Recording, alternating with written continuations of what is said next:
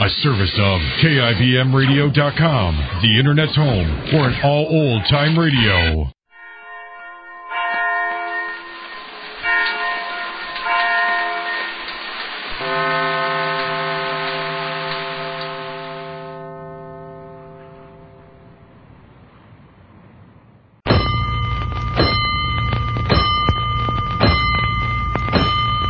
Five bells.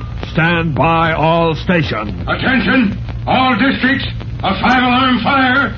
5 bells. Move in immediately. That's it. Let's roll. Let's go. Firefighters.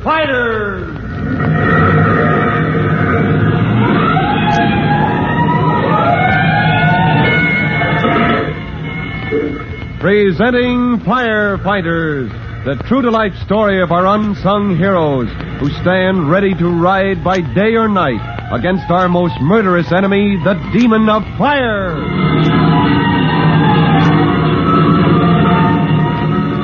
In just 1 minute, we'll join Chief Cody and young Tim Collins on the deck of the fireboat, which you remember is faced with an extremely dangerous job.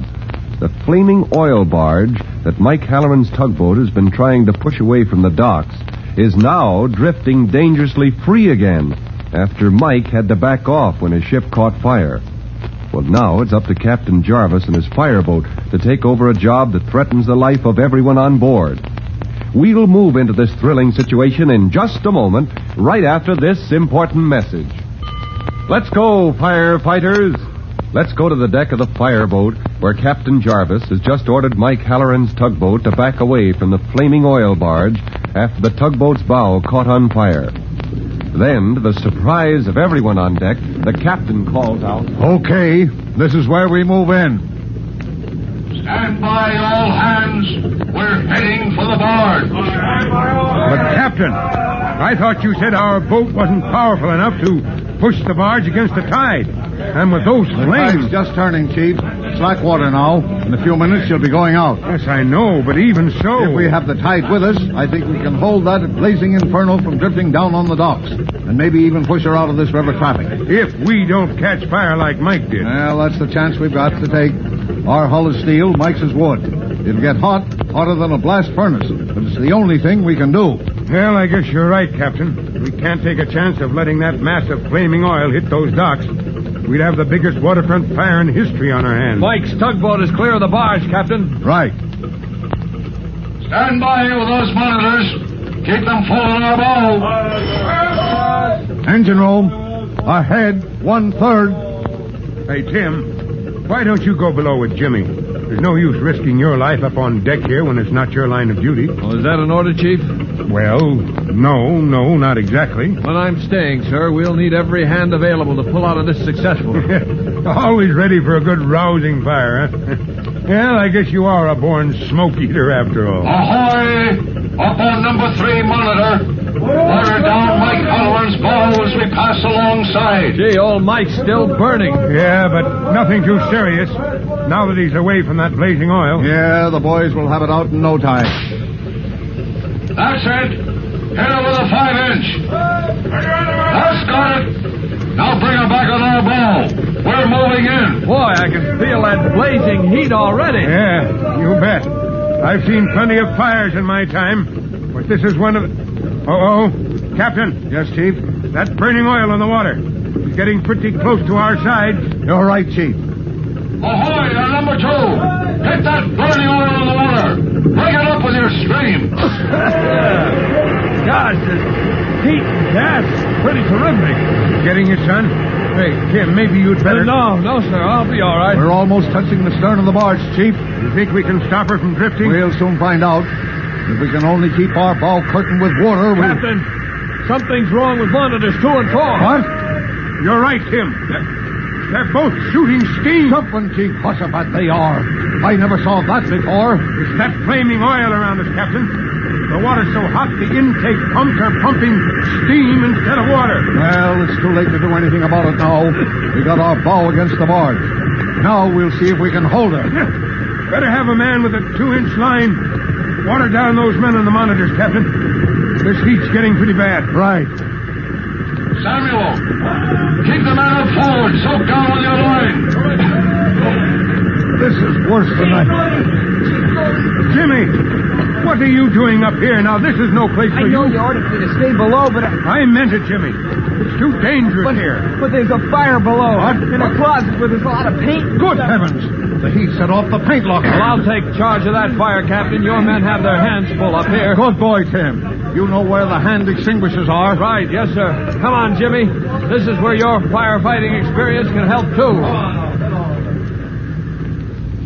Leaving Captain Jarvis and Chief Cody to direct operations on deck, Tim and his brother Jimmy rush below with hand extinguishers to battle a fire that endangers the whole safety of the fireboat. The regular crew have their hands full, keeping the bow from catching fire as they push up against the roaring mass of flaming oil. And now, there's a fire below deck. Here, Jimmy. You handle this extinguisher. I'll take the big job. Right. Here it is. Right off his passage. Yeah, I see it. All right, now stand back and let me hit it first. Oh, boy, is that hot. Yeah. Okay, Jimmy, you move in on the left. Right, Tim. Coming up. Yeah. That's it. That's it, a little more to the left. There. That about does it. Thank goodness you noticed it in time. Didn't have a chance to get big, but it could have gutted the ship. I'll just play a little more over there to make sure. Yeah, go ahead.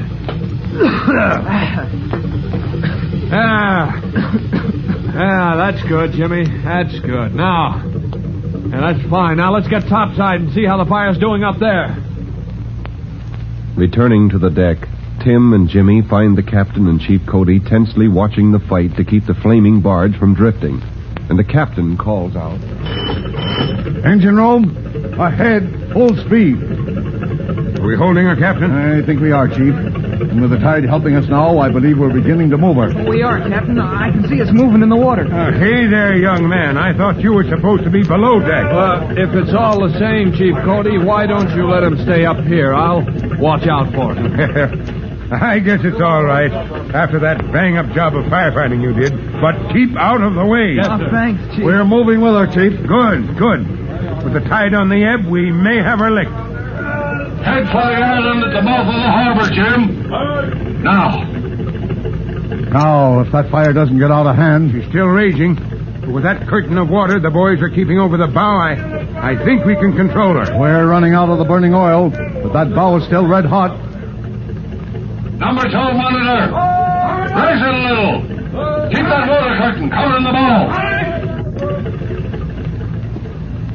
slowly, with her engine straining to the utmost, the fireboat pushes the great flaming barge down the river.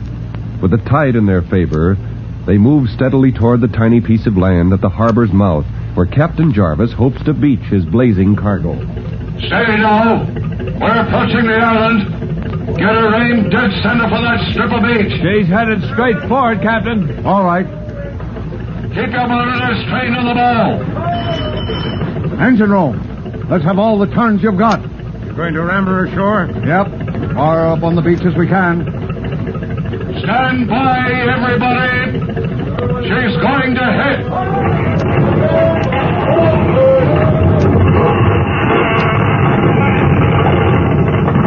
Nice going, Captain. She's well up on the shore. Good. And if you think I'm not glad to get rid of that mess of flaming death... All right, engine room. Back full. Well, there she is, high and dry and burning, out of danger. Captain Jarvis, I want to congratulate you for a marvelous piece of work. Thank you, Chief. Had me worried for a while, all right. You can be sure the commissioner will hear of this. Well, your boys here, Tim and Jimmy, deserve a lot of the credit, too, Chief. If Jimmy hadn't discovered that paint lock of fire, and Tim... They're good lads, all right. Firefighters of the Corps. Even Jimmy here at the ripe age of 15. Oh, by the way, Jimmy, after you've recovered from our routine tour of fireboat duty, I have a surprise I want to tell you about. Oh, nothing like the one we've just been through, is it, Chief? Well, I hope not quite, no. No, it has to do with the Junior Firefighters Antique Fair. After we get ashore, Come on down to the station and we'll talk it over, huh? Oh, gee, thanks, Chief. All right, Captain. Let's head for home. I've had just about all the firefighting I want for one day. Well, Tim and Jimmy's visit to the fireboat sure turned into quite an adventure. And there's another one in store for them and for you when Jimmy visits the chief about the Junior Firefighters Antique Fair in our next thrilling true-to-life episode of The Firefighters.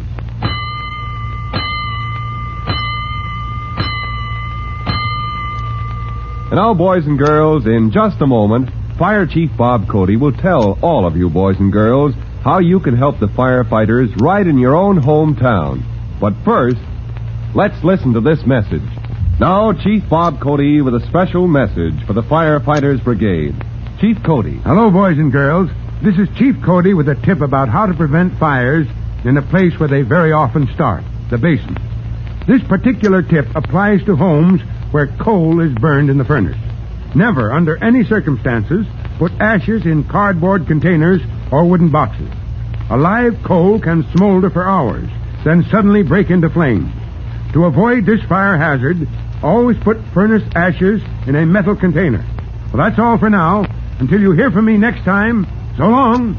Fire Chief Cody and the young rookie fireman Tim Collins will be back on the same station the next time you hear...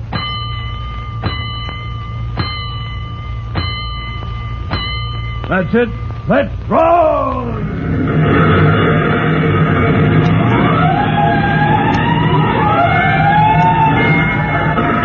Let's go! Firefighters!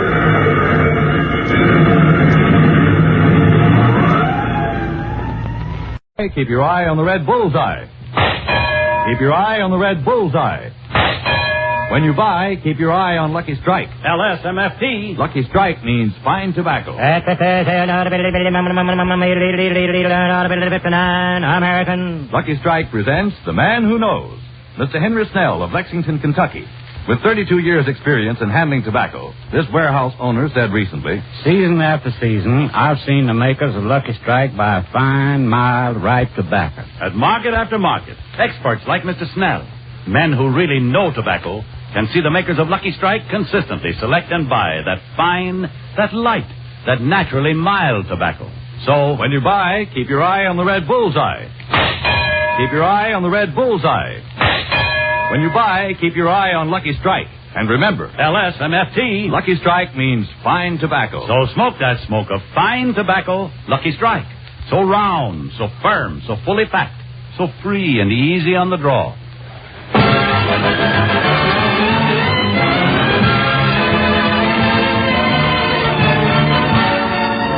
The Lucky Strike program starring Jack Benny with Barry Livingston, Phil Harris, Rochester, Dennis Day, and yours truly, Don Wilson.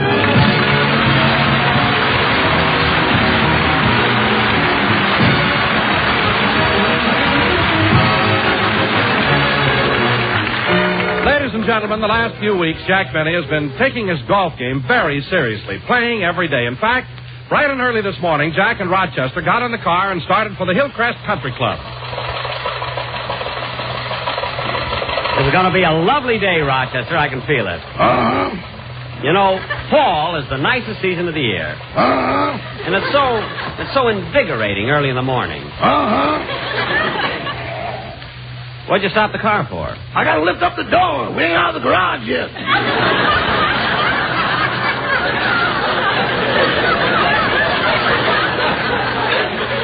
Oh, yes, these Quonset huts are so long. You know? Now, Rochester, go straight down Rexford and turn right on... No, turn left on Wilshire Boulevard. I don't want to pass Pico and Sepulveda. Yes, sir. You know, Rochester, fall is my favorite season. When the leaves start turning golden brown and the fragrant breeze wafts them gently to Mother Earth. And at the close of each day, as the sun sinks beyond the horizon, it seems like some elfin painter has gilded the sky and left it glowing with 100 brilliant colors. Ah, what fools men are, not to halt their breathless pace and admire the beauties of nature.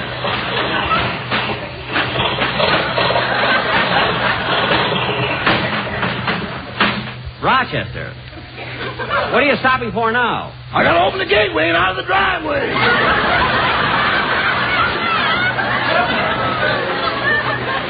Oh, yes. I better hurry, Rochester. I'm supposed to meet... What are you looking at? There's smoke coming out of the exhaust pipe. Huh? Let me see. Oh, that's just a little smoke. A little? If we could get this thing off the ground, we could do skyriding.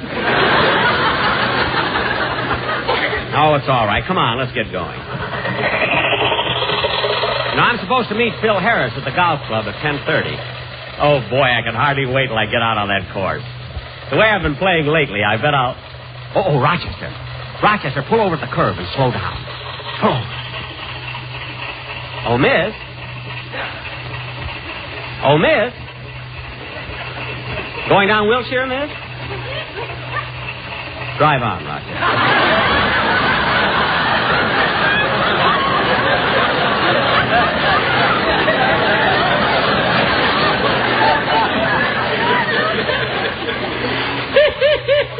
You never give up, do you, boy? Rochester, I merely wanted to give her a lift. You know, it never hurts to be kindly and lend a helping hand to those less fortunate who haven't got a car. Someday the tables may be turned, and I Going might... down Wilshire, mister? Get lost. The tables may be turned, and my demeanor is in the same spot. You know. I wonder why that girl wouldn't... I could understand it if I wasn't good looking or something. Maybe it's the car, boss. Why don't you trade it in for a newer model? What for? This car always takes us where we want to go. I know, but look how much older we are when we get there. What's the difference? That's the trouble, Rochester. Everybody's in a hurry. Everybody's rushing through life. They don't stop to enjoy the beauties of nature. Like now, it's fall. The leaves are turning golden brown. And the fragrant breeze wafts them gently from Mother Earth. And at the close of each day, as the sun sinks beyond the horizon, it seems like some elfin painter has gilded the sky and left it glowing with 100... Boss, stop! You're upsetting the motor! I guess you're right. And Rochester, drive more in the middle of the street. The falling leaves are denting the fenders. Maybe I will trade this in. Oh, Rochester. Pull over at the curb again. It's the same girl, boss. We ain't past her yet.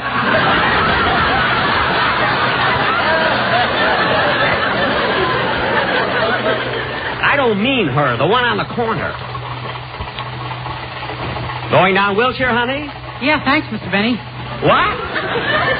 Dennis, what's the idea of wearing a green dress? Oh, I'm not wearing a green dress. I'm standing behind a mailbox. Mailbox? You better wear your glasses, boss. Last week you almost picked up the Sunset bus. Yeah.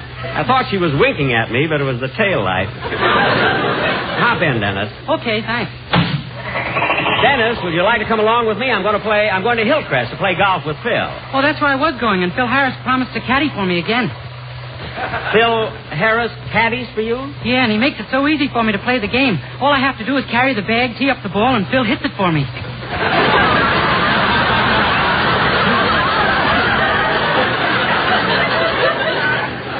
Dennis. If he doesn't start hitting them better, I'm going to get a new caddy.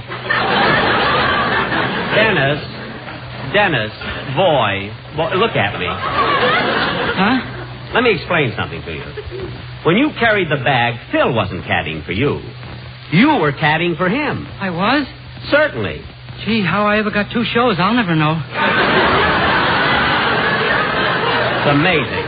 Rochester, turn on the radio. We ain't got no radio. Then sing something, will you, Dennis? I can't stand any more of that talk. Okay.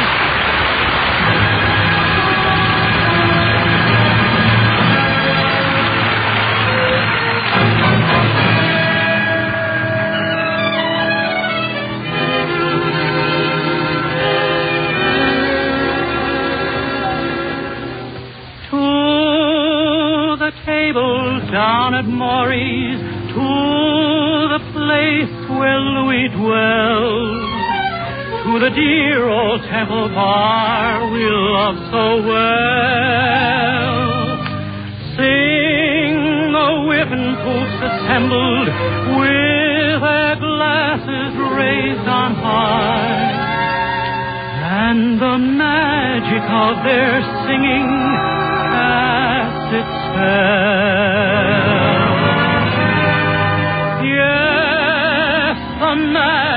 their singing of the songs we love so well. Shall I wasting and Mavurnin and the rest? We will serenade on Louis while life and voice shall last. Then we'll pass and be forgotten with the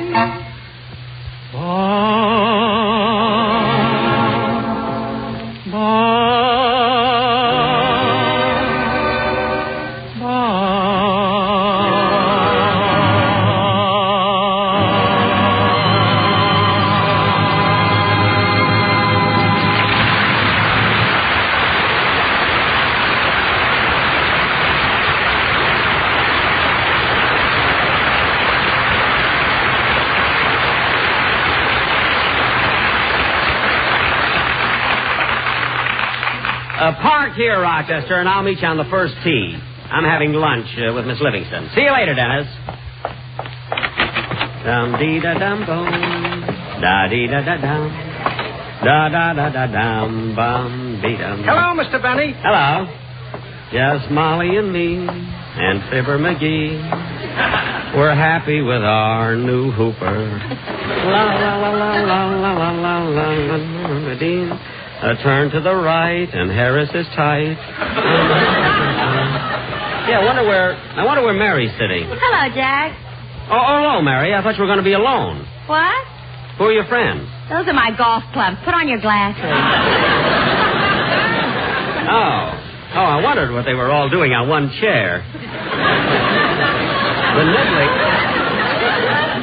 The Niblick looks like Abe Blastvogel. Mary, did you order something to eat? Yes, and I ordered a sandwich for you, too. Good. You know, I can hardly wait to get on that golf course. I'm playing Phil today. Oh, Jack, you shouldn't play against Phil. He's too good for you. What are you talking about? You know what I'm talking about. Look how George Burns beat you yesterday. Well? And the day before that, you took a trimming from Cagney. All right, Cagney, so I was off my game. What about last week when I played O'Brien? But, Jack, you're so much bigger than she is.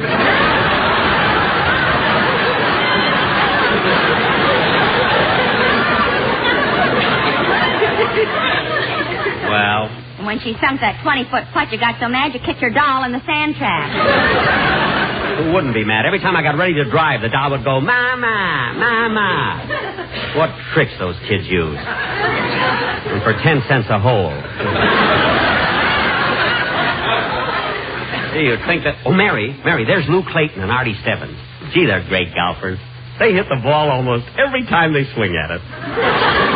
And Mary, look, there's Norman Krasner over there. Norman Krasner? Yeah, he's the fellow that loved that joke I told last year. You know, the one about like a moose needs a hat rack. Oh, he was crazy about it. He was? Yeah, watch this. Hey, Norman, like a moose needs a hat rack.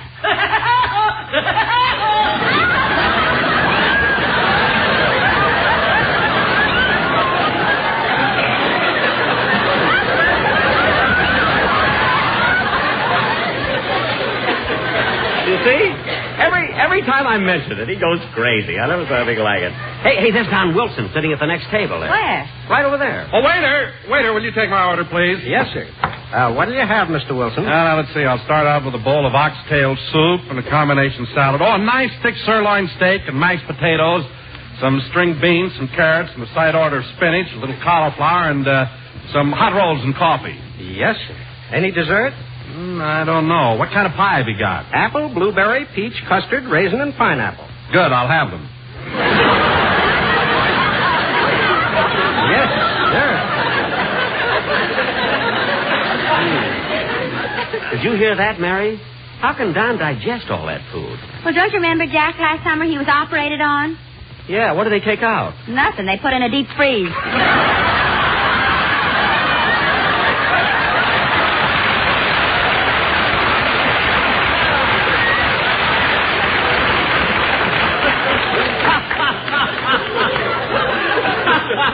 Hey, that's pretty good, Mary. Deep freeze. Hey, Norman, did you hear that?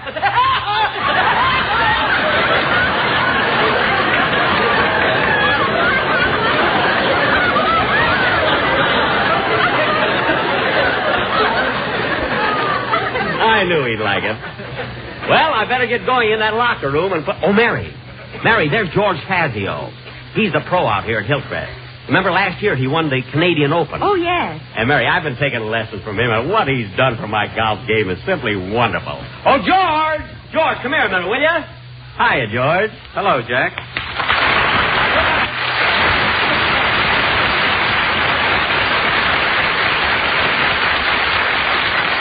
George, I was just telling Mary how much you've helped my game. I'm glad I have, Jack, and thanks for the check. Oh, that's quite all right, George. It was money well spent. You know, I'm going to play Phil today. Phil Harris? Yes. Well, do you think you can keep him interested in the game? What do you mean? The last time I played with him, I had to paint the ball green and put a pimento in it. Oh. I'll bet he didn't have the heart to hit it. Yeah. Anyway, I'm going to meet him in the locker room. Oh, boy, I can't wait to get him out on that course. Do you remember all the things I've taught you, Jack? Oh, sure, George. Well, let's find out. Your stance? Feet apart. Your grip? Interlocking. Your age? 38. Well,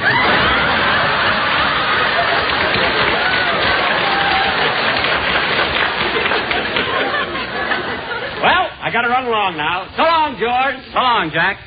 Mary.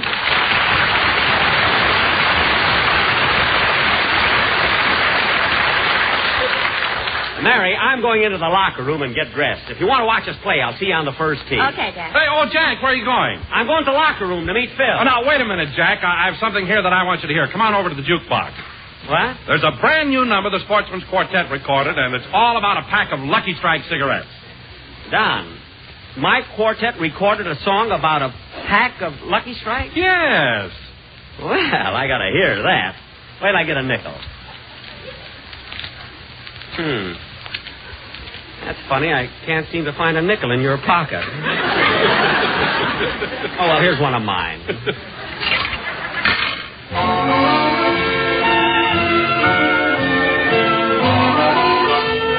Don, that song is about a pack of Lucky Strikes? Yeah, when do you hear it? About a pack of Lucky... How can they? Pack, oh, my heart. Pack? I love you. We'll never part. I love you. I always knew it would be you. Since I smoked your fine tobacco, it's your Red Bull's eye I'm after. When I'm alone, I thought you how I have grown to love you. Love you? Always be LSMFT, FT. Don, the record stuff. I'll fix it. Never mind, I'll hear it later.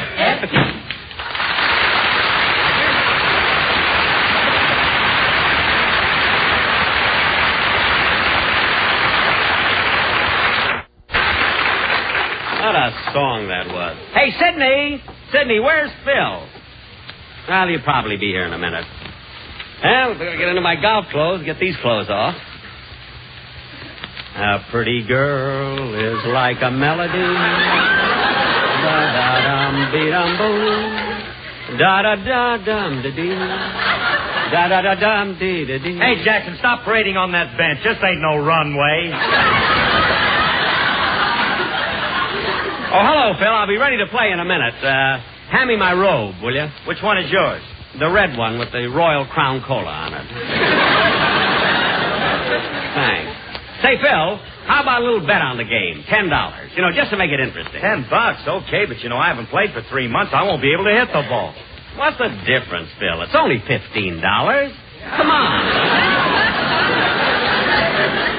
Look, Jackson, I'm tired. I didn't sleep good last night. You know, that floor is awful hard.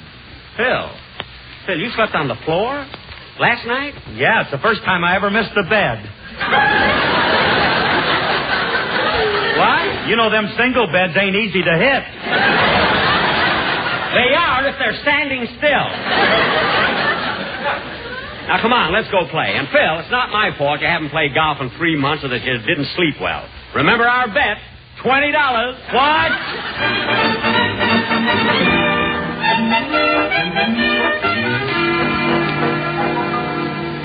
Hi, Mary. Hello, Dennis.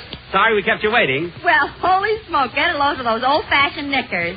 These knickers are all right. And that cap hanging over one ear. You look like Jackie Coogan and the kid. All right. Now, come on, let's play. You shoot first, Phil. Okay. Here's your driver, Phil.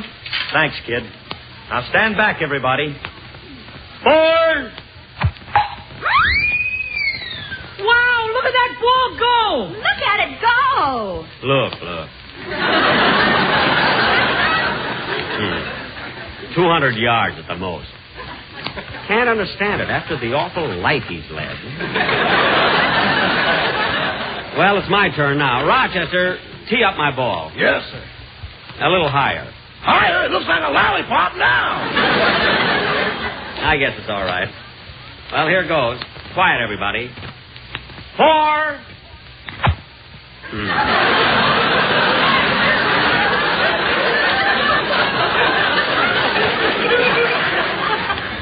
And I fanned it. That's one stroke. Don't count out loud. I must have been standing too far away. There. That's better. 4. Darn it. Another fan. I guess I'm holding the club too tight. Well, I'll get it this time. 4. I fanned it again. You ought to be cool now. 4, hit it. How can I hit it with all these interruptions? Everybody yelling and screaming at me. Now, here it goes. 4. What are you foreign about? There's some people standing down there on the green. Well, you won't be there till Thanksgiving. Oh, yeah? Well, watch this. 4. Wow! What was that? You broke a window in the clubhouse behind you.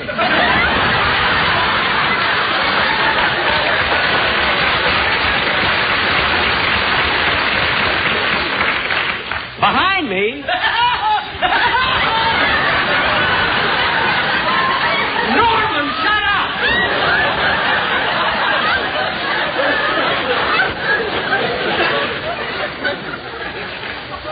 Gee, I can't get rid of that slice. Oh, well, I'll take a 4 on this hole. Come on, everybody, let's go. Remember our bet, Phil, $5. $5? You said 30. I said 15, you cheat. Now, come on.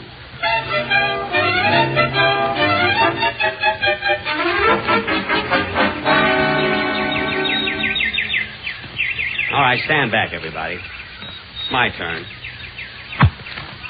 Darn those birds. I wish they'd stop singing. They're throwing me off my game. Maybe they don't know you're playing for money. You can pipe down, too. We're playing country club anyway with birds all around. And trees and grass, it's awful. Oh, keep still. Hey, what hole are we on? We just finished the 7th. How do we stand, Mary? There's just 1 point between you. Good. Phil has 28 and you have 128.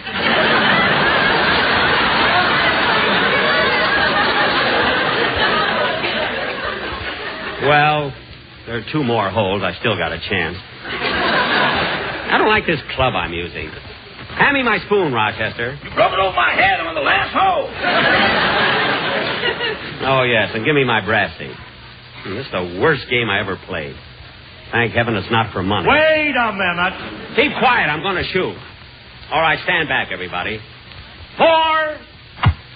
God darn it, what's the matter with me? What did I do that was wrong, Mary? You never should have left Waukegan.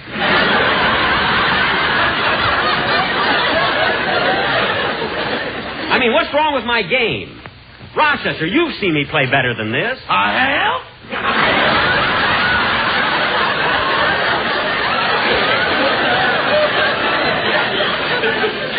Yes. What am I doing that's wrong?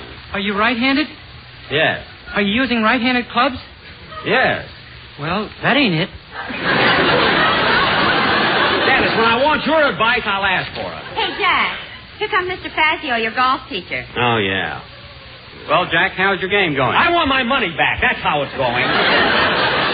Fine teacher. Oh, come on, Jack. Hit the ball. It'll be dark pretty soon. Okay.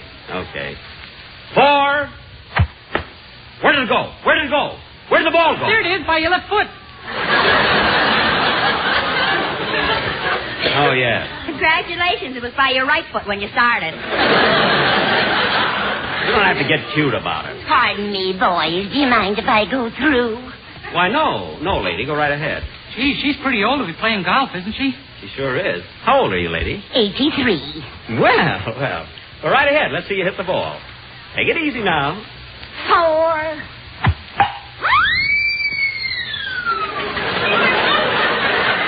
Well, I'll be darned. Easy, I'm on the green. Thanks, boys. You're welcome.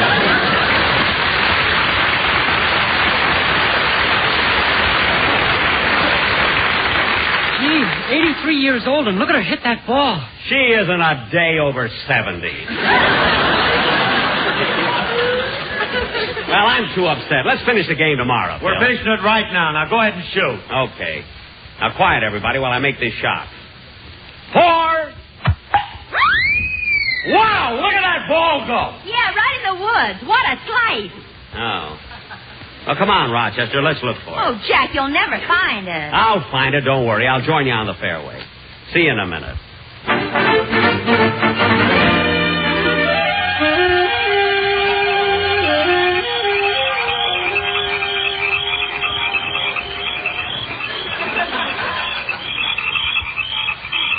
Gosh, it's dark. That ball must be around here someplace. I wish I had a flashlight. Why don't we go home, get a good night's sleep, and continue the hunt in the morning? We're going to find that ball tonight. That's what you said last night. Last night? Have we been here 2 nights? And 3 days. Well, what's the difference, Rochester? It's fall. The leaves are turning golden brown. The fragrant breeze wafts them gently to Mother's Earth. And at the close of each day, as the sun sinks beyond the horizon, it seems like some elfin painter has gilded the sky and left it glowing with 100 brilliant...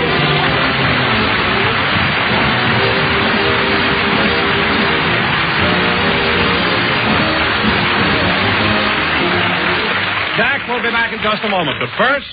When you buy, keep your eye on the red bullseye. Keep your eye on the red bullseye. Keep your eye on Lucky Strike. LSMFT. Lucky Strike means fine tobacco, and fine tobacco is what counts in a cigarette.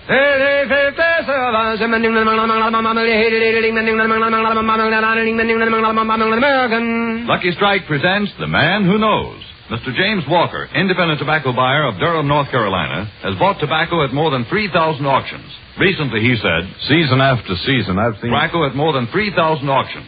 Recently, he said, season after season, I've seen the makers of Lucky Strike buy a smooth, fragrant, fine tobacco that makes a real fine smoke.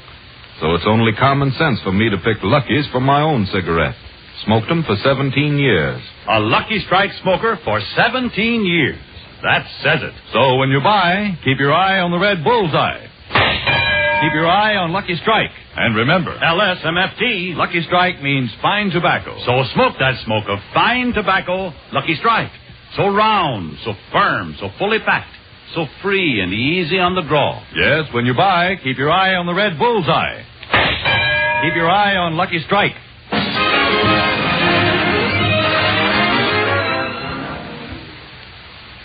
Well, I can see better now that the sun's coming up. The ball landed right here on this side of the bush. Or was it on the other side of the bush? No, I guess it was right here. Say, boss, how would you like your eggs? Scrambled soft. Okay, I was lucky I found that bird's nest. Yeah. How would you like your bacon? Bacon? Where'd you get that? I brought it with me. This happens every time. Oh, yeah. Now, let's see. If the ball hit this tree, it would have landed over by the bunker. This is NBC, the national broadcast.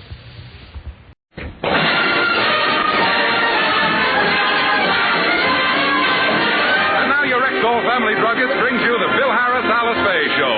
Written by Ray Singer and Dick Chevrolet with Elliot Lewis, Walter Tetley, Robert North, Janine Roos, Ann Whitfield, Walter Sharp and his music, yours truly, Bill Foreman, and starring Alice Faye and Bill Harris.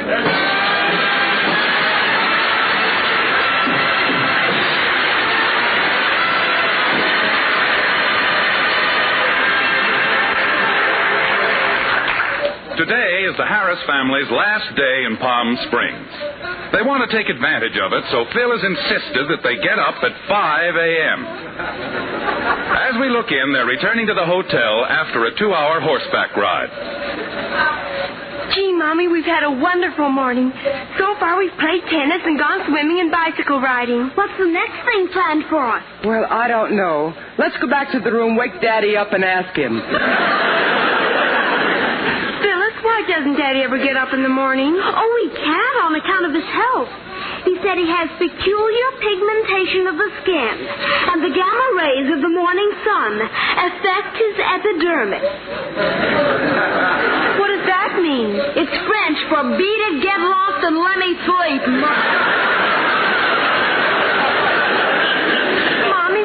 Daddy ever get up in the morning? Oh, for a very good reason, children. He says he's like a delicate flower, and the morning sun wilts him. Why, I thought the sun was good for flowers. Oh, not your father. He claims he's a jasmine and only blooms at night.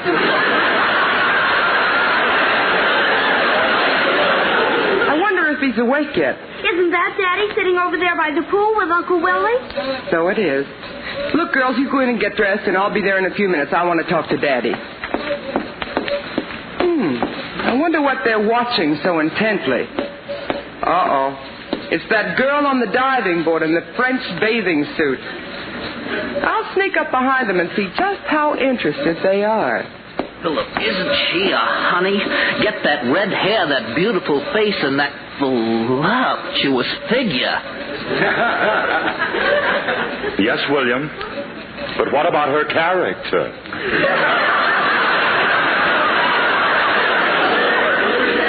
Can she carry on an intelligent conversation? Can she cook and sew and keep house? Who cares with a figure like that? Wait a minute, are we reading each other's lines?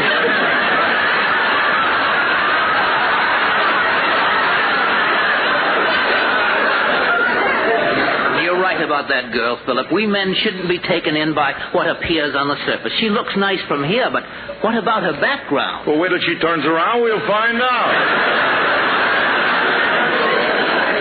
You know, Willie, those two-piece bathing suits are really fascinating. So alluring. Phil! And that's why they disgust me.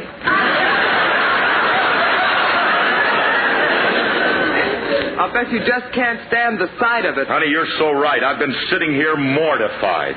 How long have you been sitting here? Oh, I've been mortified about 3 hours. I think that girl looks disgraceful posing there with her bare midriff. Every man in the place is looking. Yeah. What a spot for a Burma shave ass. Oh, come on, fellas, let's go in for breakfast.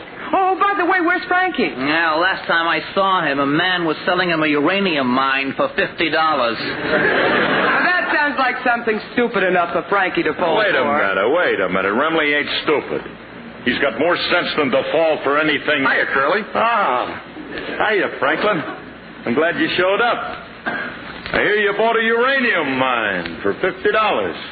Oh, Curly, you don't think I fell for that, do you? I'm not gullible. I have too much sense. Besides, I was busy doing something much more important. What are you doing? Watching the flying saucers. I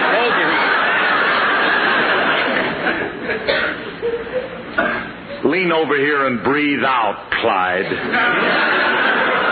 You were watching what? Flying saucers. Don't tell me you're one of the few remaining people who hasn't seen one. Remley, how many fingers have I got up? Look closely. Now, you were seeing things again. I am not. I can prove it. I saw a whole squadron of them. In fact, I turned to the guy I was spending the afternoon with and said, "Did you see what I saw?" And what did the bartender reply?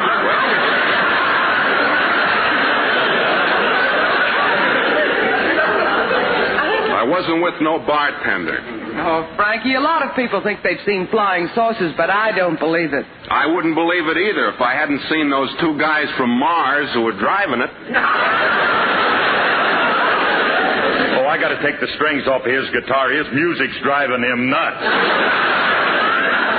Remley, let me get this straight. You saw a flying saucer with two men in it, and right away you knew that they were men from Mars. Oh, no, not right away. Came out in the course of the conversation. You talked to the men from Mars? Well, naturally. I'm no snob. I'll talk to anybody who's nice. All right.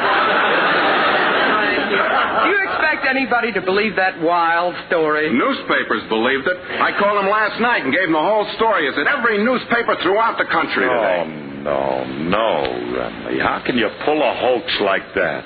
When that article appears with your name in it, you'll be the laughing stock of the nation. Everybody's going to laugh at you. Nobody's going to laugh at me. What makes you so sure? When I called the papers, I gave them your name. Oh, Frankie, why did you have to give my name? You can use the publicity. Look at these headlines. Alice Faye's husband sees flying saucers and talks to men from Mars. Alice Faye's husband? Yeah, I got you a little publicity, too. Oh, you should have seen that sight. I was driving along the desert, and I saw those flying saucers come shooting from out of nowhere. Driven by men from Mars? No. No? That part I made up to make the other part sound believable. No, Curly, this is a sight I'll never forget. Those large cylindrical objects flashing through the sky at a terrific speed. And suddenly one plummeted to earth and landed in a burst on the desert. The door opened, and those little men started swarming over the country. Hold it, Orson.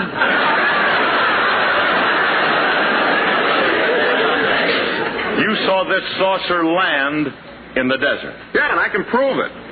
I would have gone out to examine it yesterday, but it was getting dark. I'm going out now. If you'll come with me, I'll show you where it is. I ain't going. You better. I told the newspaper men to be here at 2 o'clock to get all the facts. You should be able to describe your flying saucer. Oh, Remley. The things you get me into, I don't... Oh, all right, I'll go. But you better produce a flying saucer. Yeah, I will.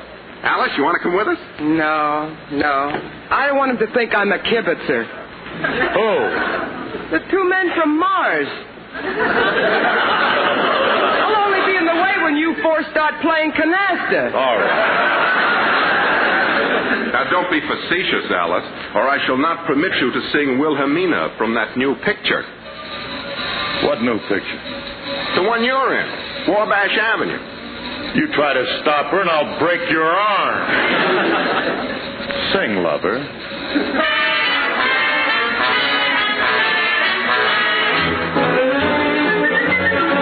Wilhelmina, she's the cutest little girl in Copenhagen.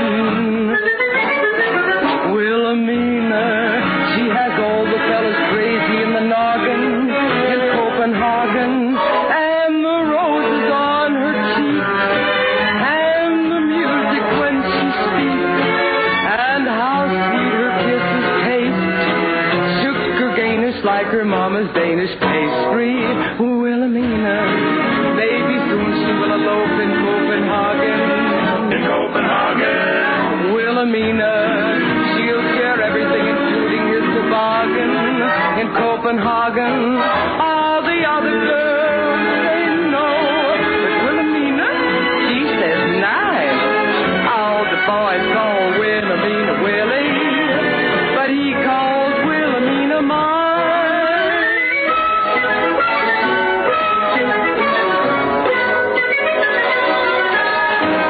Wilhelmina, she's the cutest little girl in Copenhagen. Wilhelmina, she has all the fellas crazy in the noggin. In Copenhagen. And the roses on her cheeks. And the music when she speaks. And how sweet her sister's taste. That's Wilhelmina. Sugar cane-ish like her mama's Danish pastry. Wilhelmina, Wilhelmina. Maybe soon she'll elope in Copenhagen. Wilhelmina, Wilhelmina. Share everything, including his toboggan. In Copenhagen. All the other girls say 9. But Wilhelmina, she says 10. All the boys call Wilhelmina Willie, but he calls Wilhelmina, Wilhelmina mine.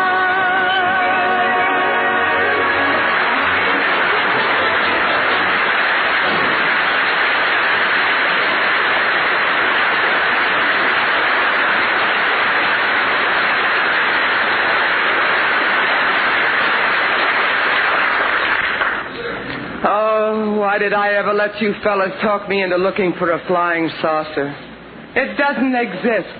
We've been tramping over this desert for 5 hours now, and I'm hot and tired and thirsty. So am I. I'd give anything for a drink. How about you, Curly? Water.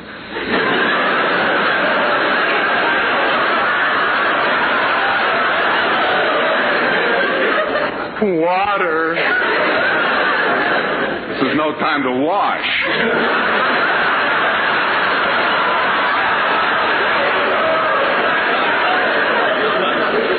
I want water to drink. Drink? You're in worse shape than I am. I'm just thirsty. You're delirious. Oh, Remley, you and your flying saucers, getting it in the paper that I saw. If I don't produce one, they're going to laugh me out of town. I tell you, I saw one crash out here in the desert. It's around here someplace. Curly, look over there. That pile of twisted metal. It's my flying saucer. Remley, you're right. You see, Alice, and you thought he was having hallucinations. Come on, Curly. Help me dig this wreck out of the sand. Yeah, I'll help you. Maybe we can find some clue of where it's from, huh? Say, fellas, I found the disc here. There's a lot of mud on it, but there seems to be something written underneath the mud. Well, scrape it off, honey. Scrape it off. Maybe it'll tell what planet it's from. Well, hurry up, Alice. Is it from Jupiter or Saturn? No, it starts with an M. M? It's either Mars or Mercury. Quick, Alice, what does it say? Maxwell.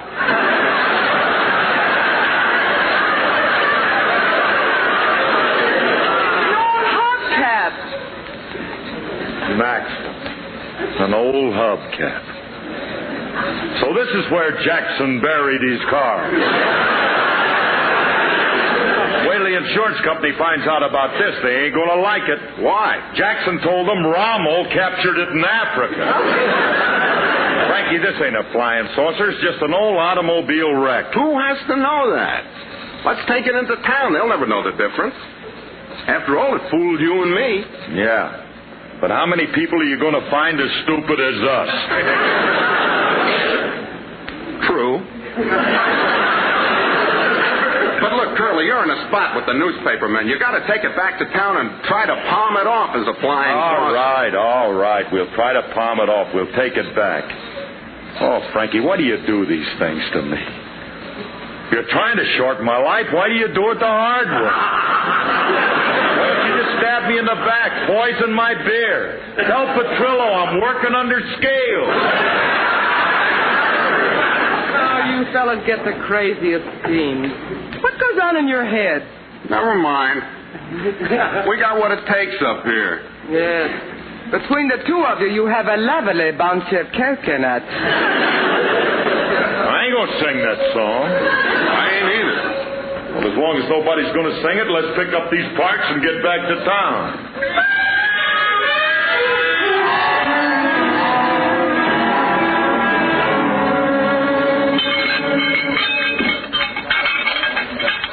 Yeah. Well, we got the pieces all spread out on the ground. This stuff looks like it came from Mars, all right. Yeah. Does that, huh? Oh, man, if we can put this one over, we'll be the first ones to produce a flying saucer. Yeah. Providing Alice doesn't give us away. By the way, where is she? Yeah, she said something about going to find a psychiatrist. What's wrong with her?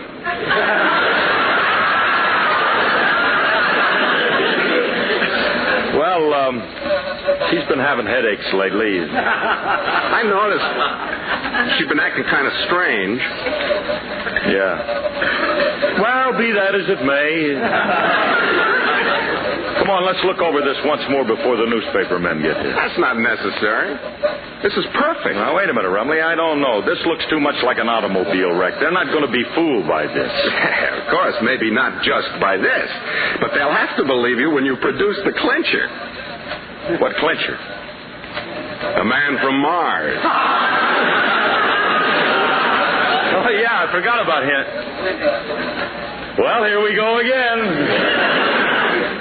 Look, Frankie, we don't have a man from Mars. Yes, I know that. But all we have to do is find one and leave that to me. Oh, you know a guy, huh? Of course not. I don't know anybody from Mars. How about that girl you were out with last night? She ain't from here.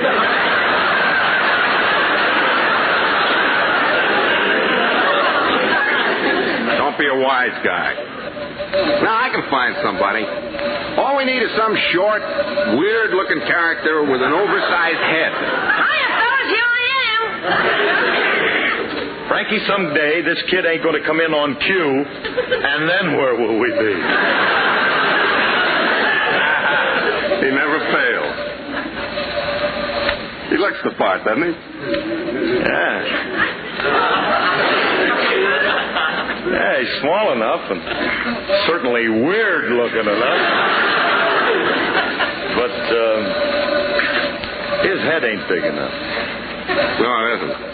Well, I'll take care of that. Hold still, Julius. Open your mouth. Get that bicycle pump out of my kisser! What are you afraid of, Julius?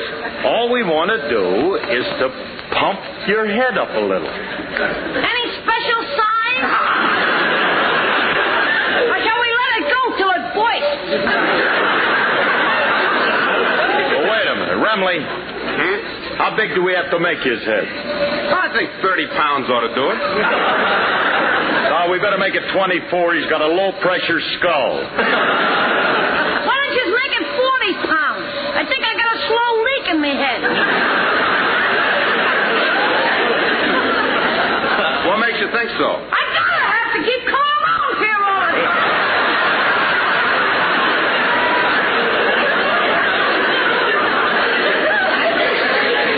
Fellas, I don't want you to think I'm a point killer, but I ain't gonna let nobody blow my head up. Julius, now look, I know it may sound ridiculous, but we have a perfectly logical reason for wanting to do it. What's your reason? We need a man from Mars.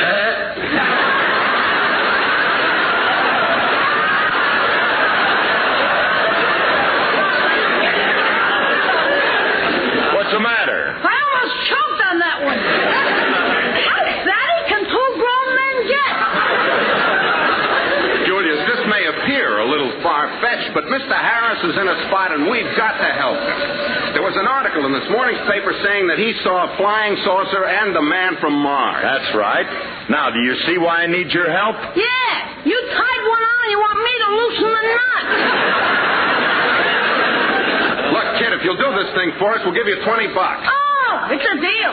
Hey, now, Remley, you better wait a minute because we ain't never going to get away with this. Nobody's going to believe that he's from another world. They might when I get finished with him. I'll take him up to the room, put some weird clothes on him, a lot of grotesque makeup. I'll make him look like a lovely bunch of coconuts. I still ain't going to sing that song.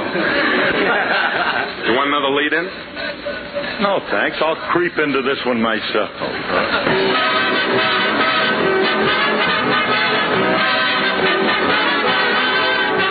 Bill Jackson was a poor old duck who joined the Darktown Poker Club and cursed the day he told him he would join. That money used to go like it had wings. If he held queen, someone had kings. Each night he would contribute all that coin. He said, I'm going to play him tight tonight. There'd be no bobtail flush and make me bite. He said, when I get to this in my hands, there'll be a beat. Played him tight, lost his pile, and Bill got peevish after a while, so he rose, looked all around, and made this speech. Said, you all see this brand new razor? I had it sharpened just today. Now, I'm coming in with my rules, and I want you to follow when you play, boy. Keep your hands up on the table while you dealing, please. Don't be slipping them aces down there in between your knees. Don't be making them funny signs like you're trying to tip off your hand just talking American, boys, so's I can understand. And don't be getting them off the bottom because, ooh, that's rough. Take five, then stop. That's enough. Now, when you bet put up the chips, I don't like it when you shy. Then when you get busted, go get some. I'm going to be here by and by. Pass them cards, let me shuffle every time before you deal. Anything goes wrong, I want to see. I mean, you ain't going to play this game now, according to that Mr. Hoyley. You going to play this game according to me.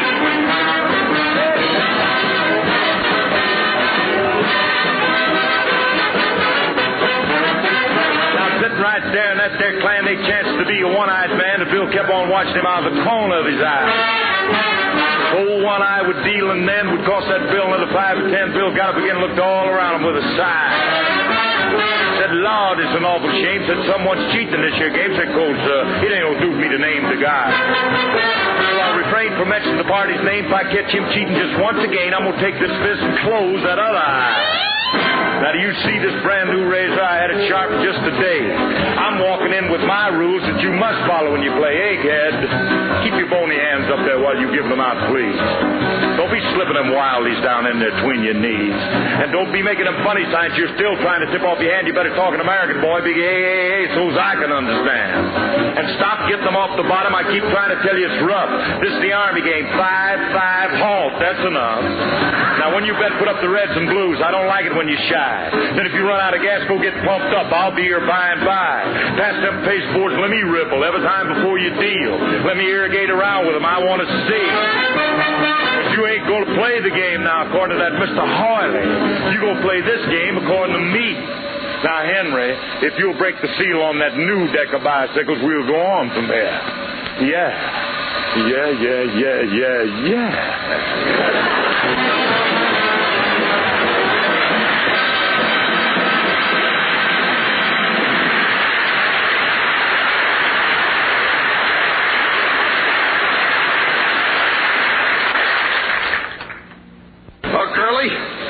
I got Julius all dressed and made up. Here he is. Oh, no. How do I look? Like a street in Tijuana after a heavy rain. Remley, what's that horrible-looking outfit he's wearing? Even a man from Mars couldn't wear a messy thing like that. Where'd you get that? One of your sport jackets cut down. Look, Julius, remember you're from Mars, so you can't talk a word of English. When the newspaper men get here, just talk gibberish. Do you want the southern or the provincial gibberish? Look, Frankie, we better give it up. This kid ain't going to fool anybody, and besides... Oh, there you are, Mr. Harris. Uh-oh, that's one of the newspaper men. Now, I'll have to go through with this. Don't forget, kid, gibberish.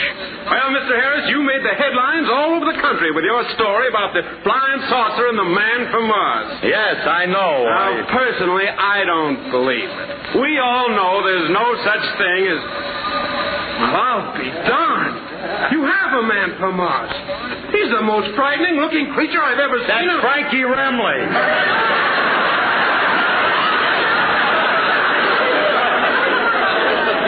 The man from Mars is the short, frightening creature over there. Thanks, load.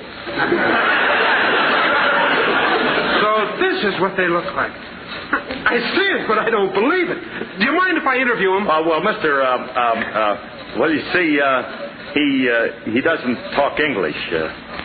But I've been with him constantly since I found him, and I picked up a little of his native tongue.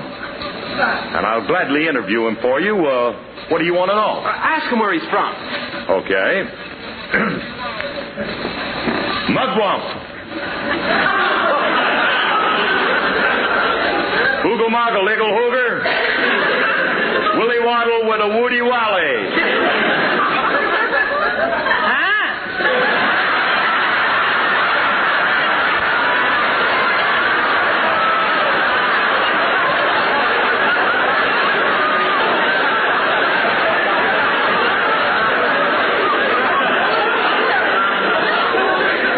We don't always understand each other. Mugwump, the man wants to know where your home is. Holler maga oola lama, where's the place of use of frama? Sugar mugga sugar psyche, I's from Albuquerque.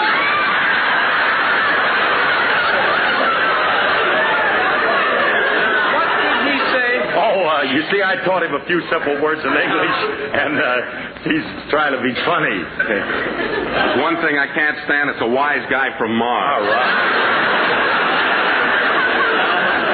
Now, mister, is there anything else you'd like me to ask him? I have just one more question. How did he get here from Mars? What route did he take? Oh, the route. That's a good point. I'll ask him. Mugwump. Sigamaga Alahuda Floozy.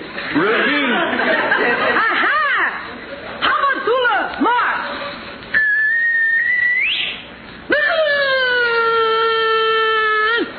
Kansas City!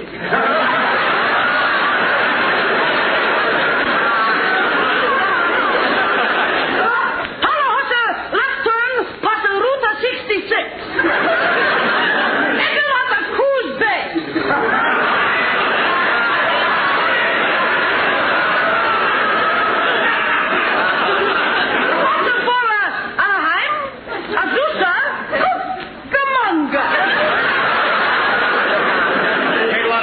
You see, he was on a goodwill tour. Mugwump Chamber of Commerce. All right, fellas, you can break it up now. Wait till I expose this whole thing as a hoax. The townspeople aren't going to like it. The whole thing ain't a hoax. I did see a lot of flying saucers yesterday. 2 miles due north of town. 2 miles due north. Yeah. I got news for you, blow-top. They have a skeet shoot out there. Those were clay discs you saw. Clay discs? Curly, how could you make such a stupid mistake? Tell them the newspapers you saw flying. Family, I'll swear I'll kill you. A million times I'll kill you.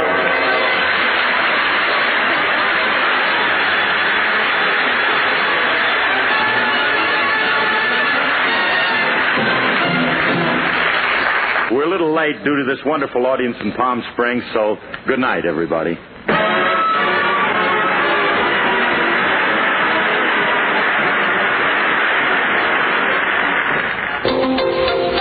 Here comes Mr. Kitzel. With Will Wright as Mr. Kitzel's partner, Elmer Benson. My motto is, things are never as bad as we think they are. They're worse. And starring Artie Auerbach as the one and only Mr. Kitzel.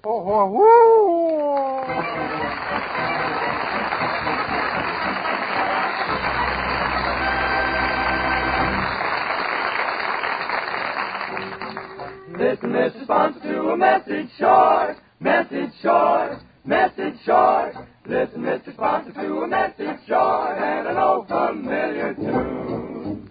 If you want a program that'll sell your wares, sell your wares, sell your wares. If you want a program that'll sell your wares, then consider Kitzel Show. Oh, we've got it budgeted so nice and low, nice and low, nice and low. We've got it budgeted so nice and low that you must buy Kitzel Show. Mr. Kitzel, Mr. Kitzel. He's the answer to your clamor for a fresh new radio show.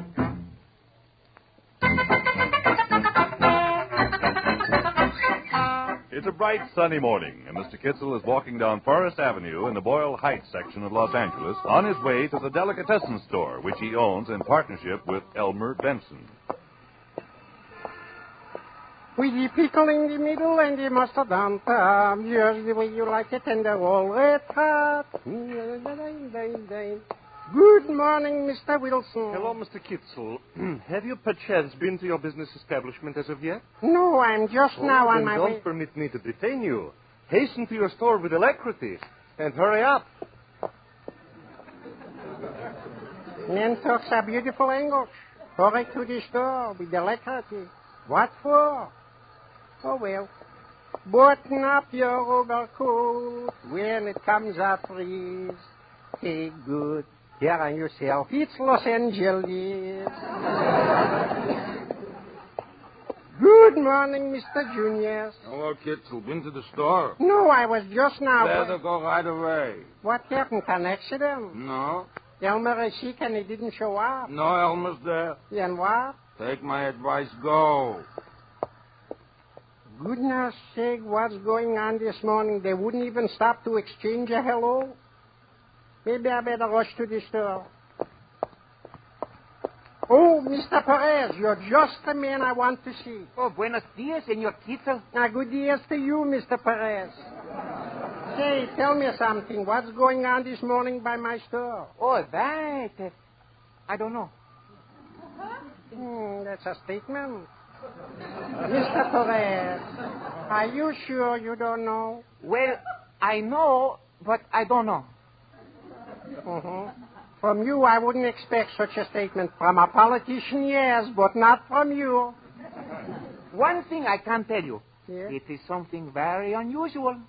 Unusual? What can happen so unusual? Every day is the same. We're selling corned beef, pepper beef, roast beef and cheese, salami, pastrami, and honey from bees, sauerkraut bagels, and a bottle of pop, and the pickle in the middle with the mustard on top. What can happen?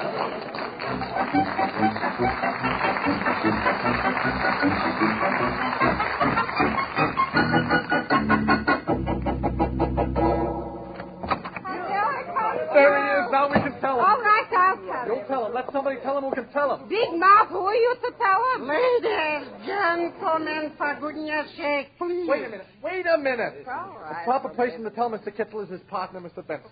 Yeah, go ahead. Go ahead, Elmer. My motto is the shortest distance between 2 points is the way bad news travels. What are you talking about? All right, if you insist. Kitzel? Yeah? It shouldn't happen to a dog, but the Chamber of Commerce of Boyle Heights just named you the friendliest man in the community. Yeah, and to make matters worse, they're going to give you a banquet. That's right. On Saturday night at the community hall, you'll be the guest of honor and have indigestion.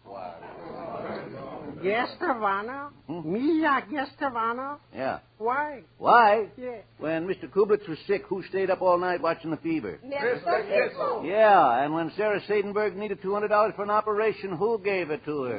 Mr. Kitzel. When Monahan the cop was going to lose his job, who spoke to the chief and saved it? Who, in short, is the biggest pushover in Boyle Heights? Mr. Kitzel. All right, quiet. So to finish with the bad news, on Saturday night, in addition to getting a tough steak and a wilted salad, you, Mr. Happy Boy, are going to be made honorary mayor of Boyle Heights. And if you accept, you ought to have your head examined.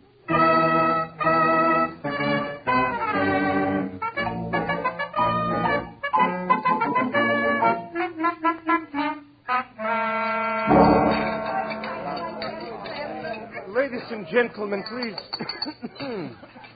Will the ladies auxiliary kindly desist from clearing the paraphernalia and sundries for a few minutes? Thank you. Now, it behooves me with great pleasure to introduce to you the honorary mayor of Boyle Heights, Mr. Kitzel. Everybody rise, please, to your feet. Now, all together. Happy Your Honor to you. Happy Your Honor to you. Happy Your Honor, Mr. Kitzel, the mayor of Boyle Heights.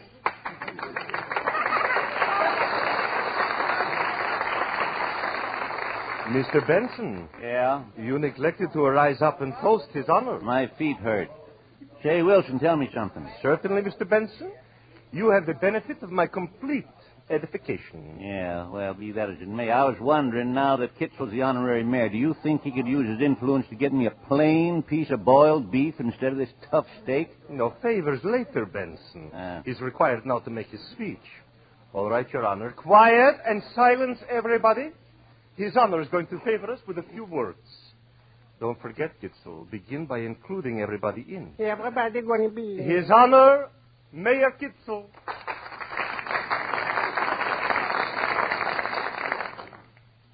Thank you very much, Mr. Wilson, Mr. Junius, Mr. Perez, Elmer, fellow Boyle Heightsers, Shriners and Shrinesses, Elks and Elkesses, Moose and Misses, and the balance of my dear friends. I hope I didn't leave out anybody, because if I do, forgive me. You see, never before in my whole life did I ever make a speech. And Mr. Wilson told me that this is the proper way to begin a speech. He also said I should say a few words. A few words. How can I possibly going to say in a few words what your friendship means to me? What this honor you have given me means to me? I couldn't begin to tell you in a few words. And I don't think I could even tell you if I used many words, including the big ones that Mr. Wilson uses. All I can say, believe me, is thank you from the bottom of my heart, and I can assure you that for Boyle Heights, I'm going to do everything I can do. More than that, I couldn't do, but everything I can do, I'm going to do. You can do something for me right now. What's that, Elmer? Get me a plain piece of boiled beef.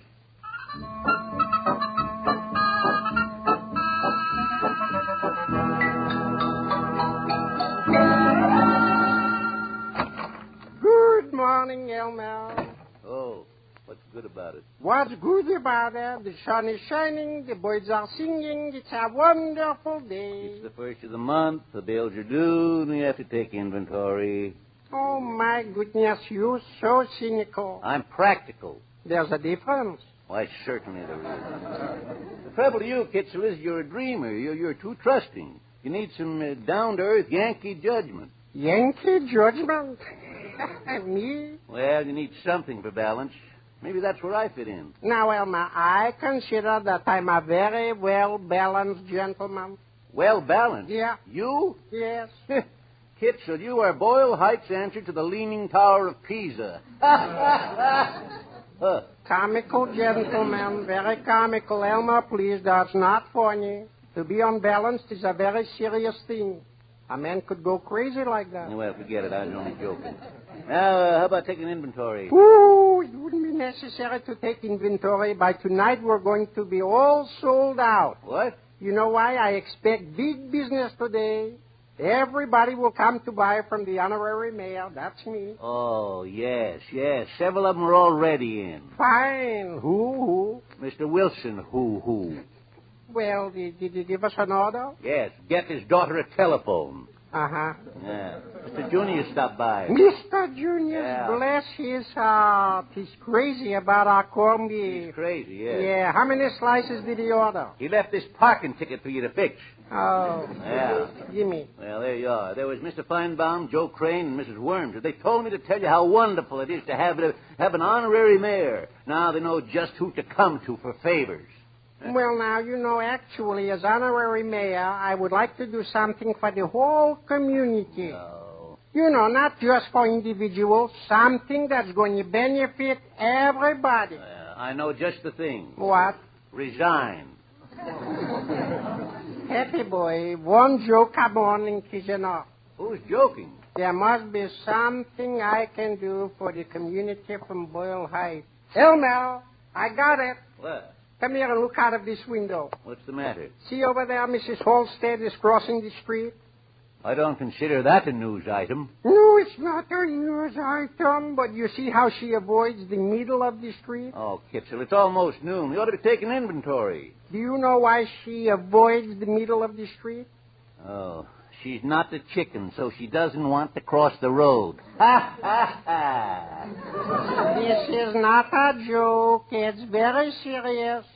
In the center of the street is a hole in the pavement. Yeah.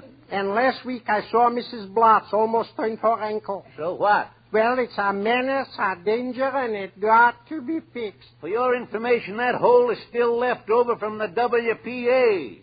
It's not your problem. I don't care who left it over. I'm going to remove it. That's my business as honorary mayor. Will you listen to me just once?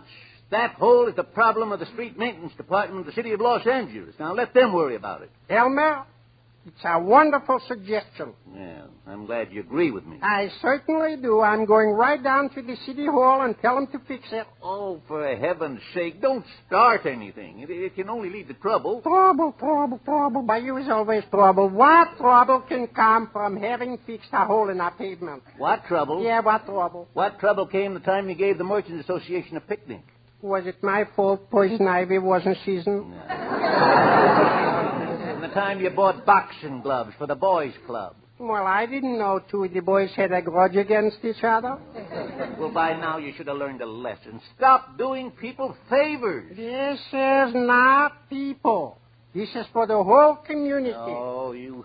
A hole in the pavement of our beautiful business district is not right. Well, And as honorary mayor, I will go down to the maintenance department and ask them to fix that hole. You know what hole you should get fixed? Which one? The one in your head. In my head, a hole? Could be.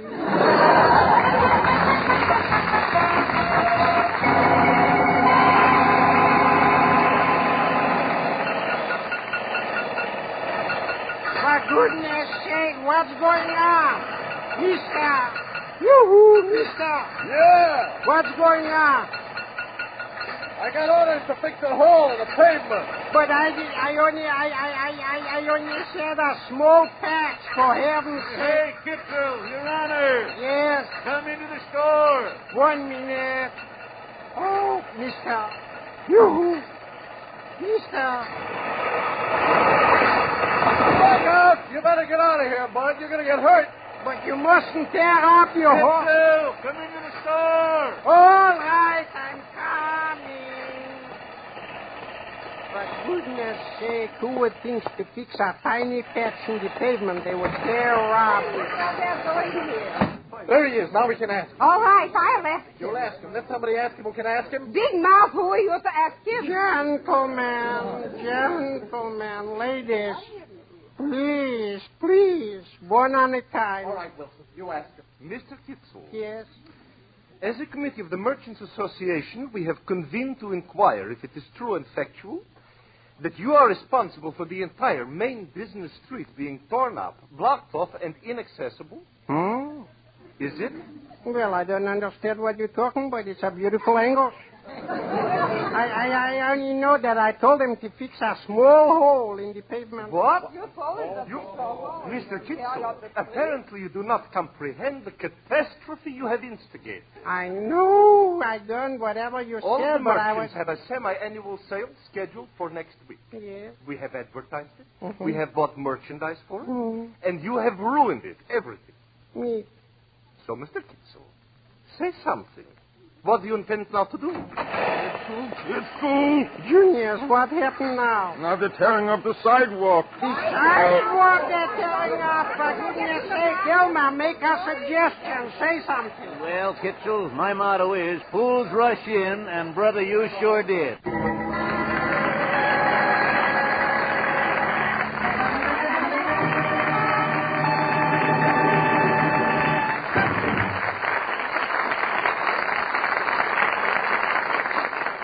We'll return in a moment with part 2 of Here Comes Mr. Kitzel. Between the acts of a radio show, it's customary to tell the listening audience a few facts about the sponsor and the product. In other words, the sales message comes here. Well, we don't have a sales message yet, except this one, addressed to our prospective sponsors and their advertising agency representatives. We hope you'll take the following points into consideration when you consider spending your advertising dollars on a radio program. Here Comes Mr. Kitzel stars a comedian who has proven his ability and popularity as one of the leading characters on the Jack Benny program for the past 10 years. Public acceptance of dialect comedy has already been demonstrated by the success of such shows as The Goldbergs and Life with Luigi. Here Comes Mr. Kitzel is practical for television also, should you decide to convert the program to that medium. And finally, Here Comes Mr. Kitzel is budgeted sensibly. You can afford it. It will justify its budget with a consistently high rating. So now, as we proceed with the second half of the show, bear those points in mind.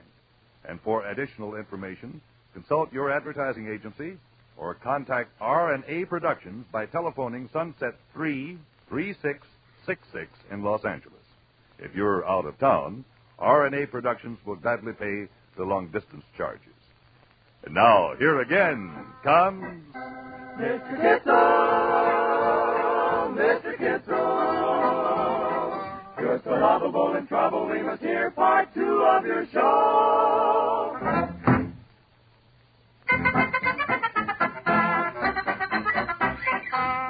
It's the following day, and once again, Mr. Kitzel is walking down Forest Avenue in the Boyle Heights section of Los Angeles on his way to the delicatessen store.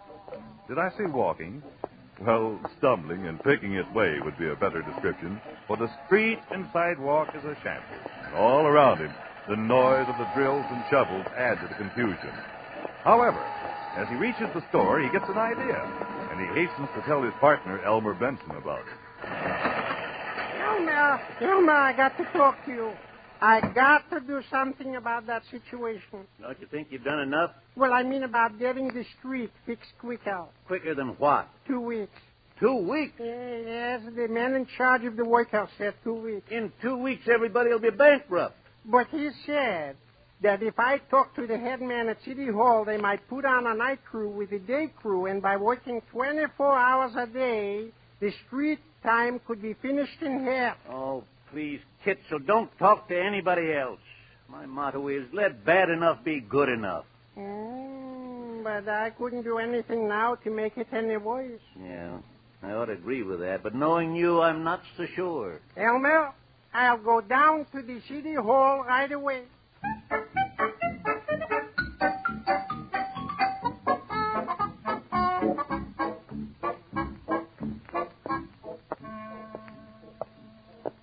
Marriage license? Oh, this I don't need it anymore.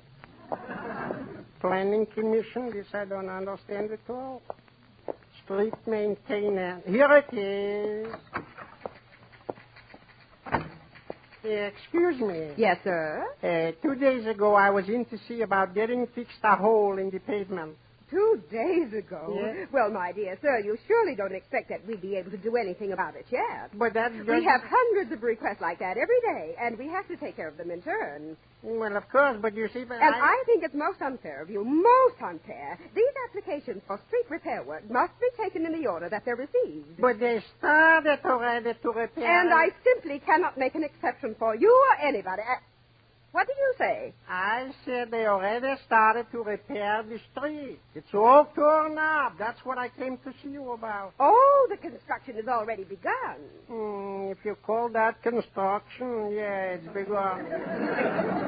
Now, you see what splendid service we have in this department. Splendid. Only 2 days from the date of application, and the work has already started. I must report this to Mr. Pettibone. He'll be thrilled, simply thrilled. Oh, I'm sure he's going to be excited. Yes.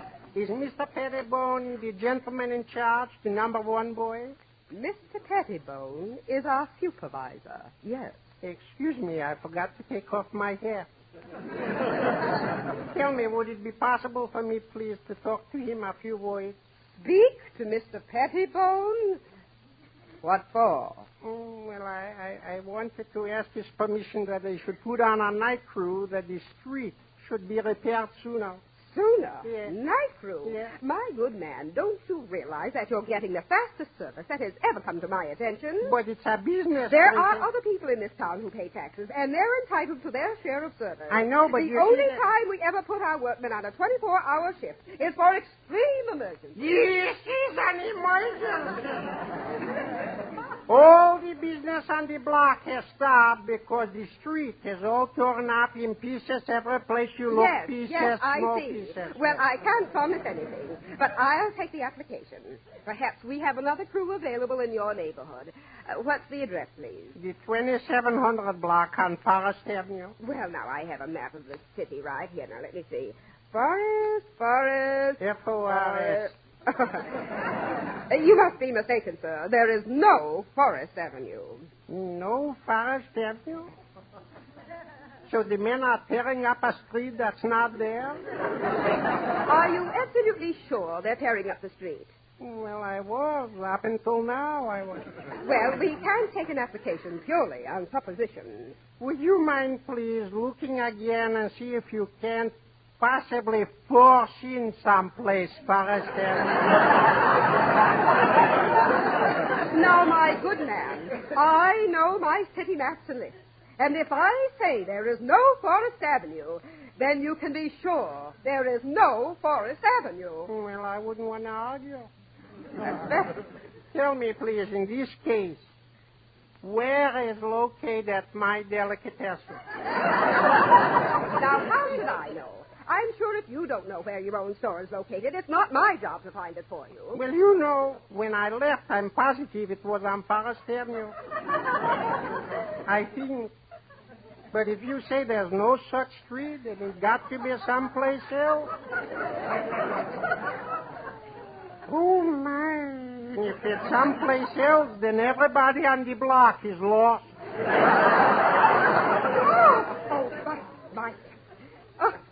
For heaven's sake. Of course it isn't on this list. It's on this list. Oh, on this list? Yes, it's been taken out of this list and put on this list. From this list on this list. Yes. There's construction being done on Forest Avenue. There is? We never carry streets on our regular list that are being repaired. Here's your Forest Avenue right here. Lucky me. You're not lost anymore. Now, you say that the traffic is impassable in both directions. Not only that, it's impossible to get through. Very good. We'll put on a double shift at once. Thank you. So glad to have been helpful. Likewise, I'm sure.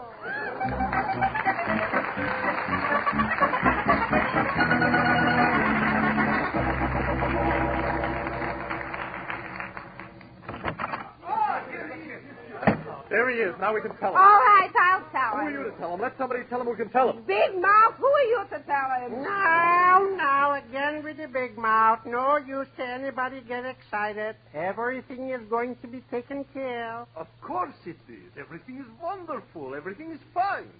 We are all going into the movies. What's playing? No. As actors.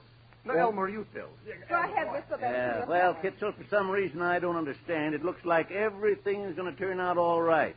While you were downtown at City Hall, Consolidated Artists Picture Company called. Yeah, that's right, you see. And they require a torn-up street for scenes in their new picture. Yes, and they found out about Forest Avenue being repaired, and they got permission to use it. Furthermore, Kitzel, yes? They will employ all the businessmen on the block as extras at $25 a day. $25 a day for acting? That's right. For heaven's sake, I must have a heart-to-heart talk with Mr. Benny. He's being underpaid. Anyway, as usual, my dear Kitzel, yes? Your efforts in behalf of Boyle Heights bring us greater prosperity. Oh, thank you so much, Mr. Wilson. But you know, one thing I don't understand. What's that? How are they going to make a picture with all the noise of the drills and the shovels and the steamrollers? That's all arranged, Kitzel. They'll shoot the picture at night after the workmen leave. Oh. Kitzel, what's the matter? Well, you see, I just now came from City Hall, and beginning tonight, they're going to put on a night shift so the street will be repaired quicker. What? You arranged it Well, I spoke to them. all by yourself. It was very difficult. For a while, the lady couldn't even find the street. Forest Avenue was completely lost. Oh, so you found it for her. Well, I knew I couldn't go very far away. Mr. Kitzel, Yeah. you mean to say that they're going to be working on the street 24 hours a day? That's precisely what the lady promised me. So it will not be possible to make a moving picture at night. Oh, it could be possible if they're going to make a silent movie. It could be. Oh, this is the end, Kitzel. The absolute end. No, not if I know Kitzel. Well, happy boy, what are you going to do now? Only one thing left to do. Back to City Hall.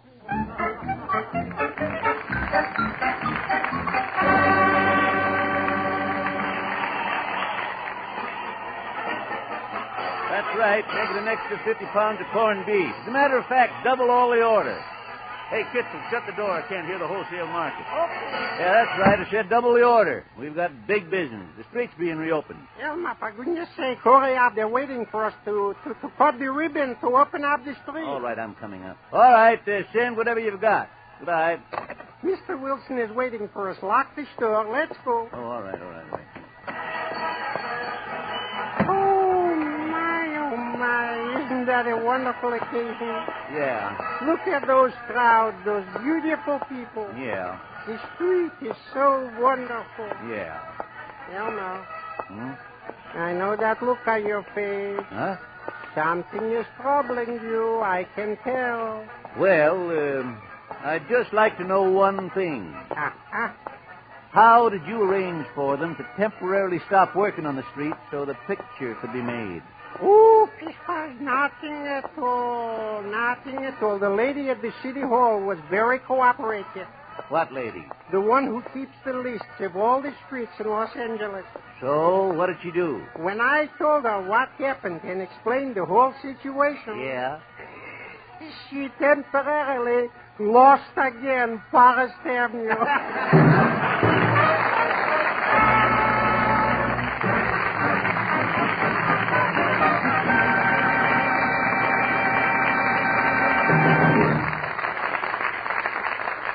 For full and complete information regarding this program, consult your advertising agency or telephone R&A Productions, Sunset 33666 in Los Angeles.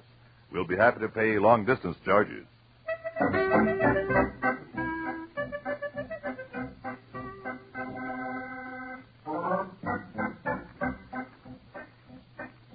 Just another second now before you go, before you go, before you go. Just another second now before you go, and the same familiar tune.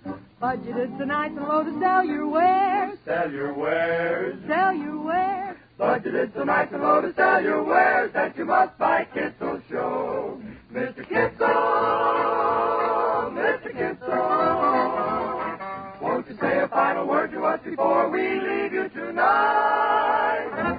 Good night, everybody. Here comes Mr. Kitzel stars Artie Auerbach and is written, produced, and directed by Ralph Rose. Will Wright plays Elmer. Music was by Del Castillo. The singing group is the Starlighters. Del Sharbutt speaking. This audition was produced through the facilities and courtesy of CBS, the Columbia Broadcasting System.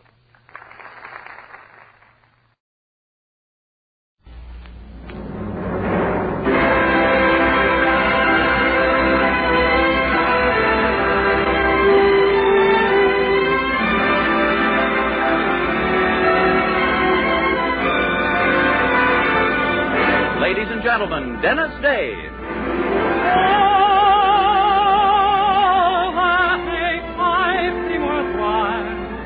Wells in your eyes, and the smell of your smile. Dennis Day is brought to you by Colgate Dental Cream and Luster Cream Shampoo. Colgate Dental Cream to clean your breath while you clean your teeth. Luster Cream Shampoo for soft, glamorous dream girl hair.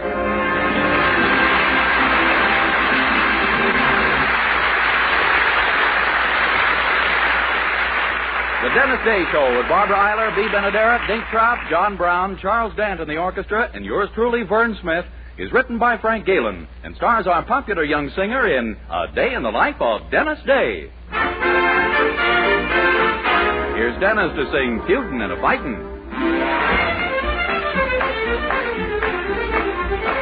Feudin' and fussin' and a fightin'. Sometimes it gets to be exciting. Don't like them ornery neighbors down by the creek. We'll be plumb out of neighbors next week. Grandma, poor old Grandma, why the have to shoot poor Grandma? She lies neath the clover.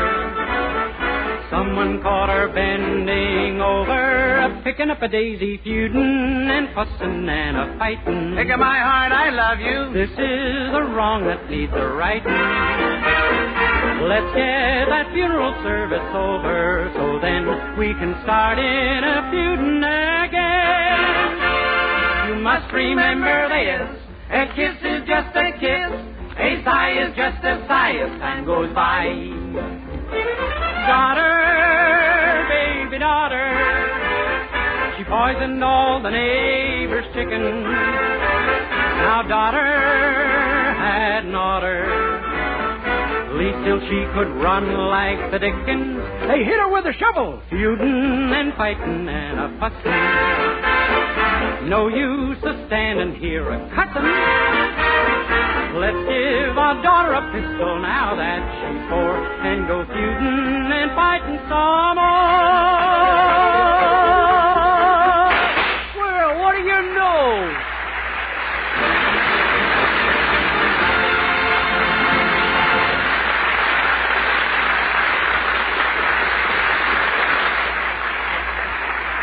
Colgate Dental Cream cleans your breath while it cleans your teeth. No other toothpaste does a better job of cleaning teeth than Colgate Dental Cream. For Colgate Dental Cream has a safe polishing agent that cleans your teeth both gently and thoroughly, brings out their natural sparkle and beauty. You can actually see and feel the difference. And scientific tests prove that Colgate Dental Cream cleans your breath while it cleans your teeth. Yes, actual scientific tests prove conclusively that in 7 out of 10 cases, Colgate instantly stops unpleasing breath that originates in the mouth. Colgate Dental Cream is famous for its wonderful wake-up flavor, too. Nationwide tests of leading toothpastes prove that Colgate's is preferred for flavor over every other brand tested. Yes, preferred over every other brand tested. And no wonder, for Colgate Dental Cream is the result of constant effort to produce the finest toothpaste in the world today. For cleaning teeth, for flavor, for sweetening breath. So see if you don't agree with the millions who have made Colgate Dental Cream America's favorite toothpaste. Try Colgate Dental Cream to bring out the natural sparkle and beauty of your teeth. For a wake-up flavor you'll thoroughly enjoy. And always use Colgate Dental Cream after you eat and before every date to clean your breath while you clean your teeth.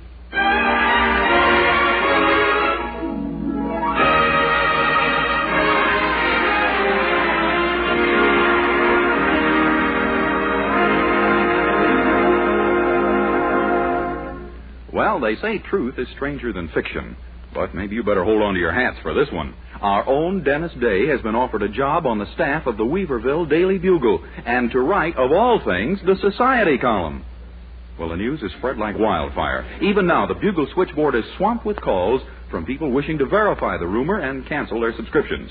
And how did it all happen? Well, that's what our young hero's girlfriend Mildred would like to know, too. Oh, golly, Dennis, it's just marvelous. But why should these people give an important job like that to you? Why? Well, sure, they don't know anything about you. I know, but for once, that isn't the correct explanation. Well, what is then? Well, for weeks now, I've been sending in little squibs for their gossip columns, hoping someday to land a job. Squibs? What kind of squibs? Oh, little items that would shock and fascinate people, like who saw which film starlet at what nightclub recently with which other film stars what. And they printed that? Sure, names make news, you know. Yes, I can see that. And then, of course, there's my smear campaign. Every columnist has to have one of those. Smear campaign? Sure. I say, watch this column for the name of a movie actress who's had only one husband. And then you print her name? Well, we will. We're waiting for one to turn up. And if items like that that got you the society editor's job? Yep. The man who has the job is quitting, and they're going to let me try it for a while. And I know I can make good. Oh, I do too, Dennis. Golly, you'll be mingling in high society. And just think what this job can mean for the two of us. Well, Mildred, it's true that the society is high, but the salary is kind of slummy. But surely they'll pay you more than Mr. Willoughby does. Oh, sure. Nothing is that slummy. Well, that's wonderful, then. And the prestige of it. You're going to be an important personage in this town. Yeah. People are going to recognize you at last. Yeah. And respect you. Yeah? Oh, certainly. Even my mother will respect you. Oh, girl, come now. Let's not be flighty. Dennis, think of the power you'll have over her. Mother'd do anything to get into a society column. Gee, I never thought of that. Of course. This is your chance to assert yourself, to stand up to her, to tell her off good. Yeah, and have I got a few things to say to her?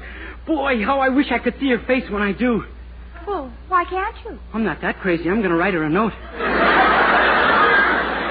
Oh, no, you're not. You're going to do this in person. In person? Mildred. Dennis, I tell you, there's nothing to be afraid of. Mother must have heard about your new job by now, and I'll bet her attitude towards you has changed completely. Well, are you sure? Gee, if you... Dennis, you darling boy. Good morning, good morning. Yeah, looks like. Good morning, Mother, Daddy. Good morning, children.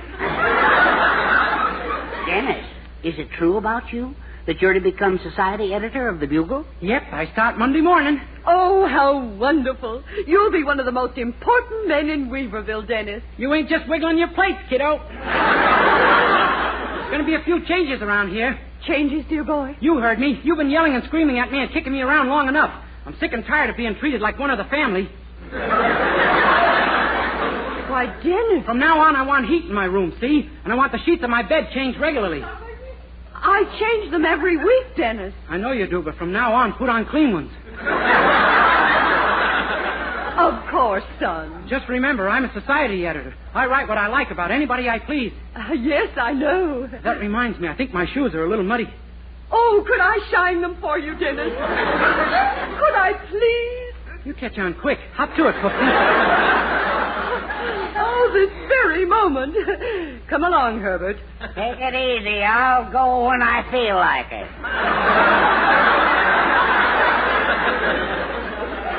Herbert, may I remind you that while Dennis's status has changed, yours is still the same. Coming, lover girl. Oh, Dennis, you were wonderful. Didn't I tell you could stand up to her and assert yourself? Yeah, and she took it without a quiver. I think I broke her spirit. I know. And some of the things you said. Oh, that was nothing, my girl. Just wait till I start operating on Mr. Willoughby. Your boss, too? He's practically my ex-boss right now. This little ex-worm is going to turn all over him.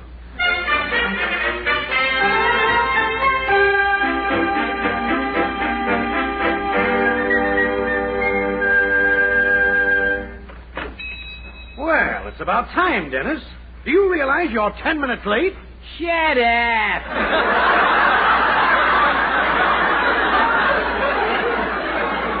What did you say? You heard me, egghead. Egghead? That's right. For almost 2 years now, it's been Dennis, watch the soda fountain. Dennis, mop the floor. Dennis, do this. Dennis, do that. Work, work, work. 16 hours a day. Now, look here. The only difference between me and Uncle Tom was that he had a cabin. Dennis, you listen to me. Save it, Wendy. I just dropped in here to tell you that I'm through with this sweatshop. Mildred's outside waiting for me right now. Well, that's fine with me. Now get out and take your silly telegram with you. Telegram? What telegram? Here, they phoned it in. I wrote it down. Let's see. Please disregard our appointment. Present society editor not leaving at all. Have nothing else for you at the moment.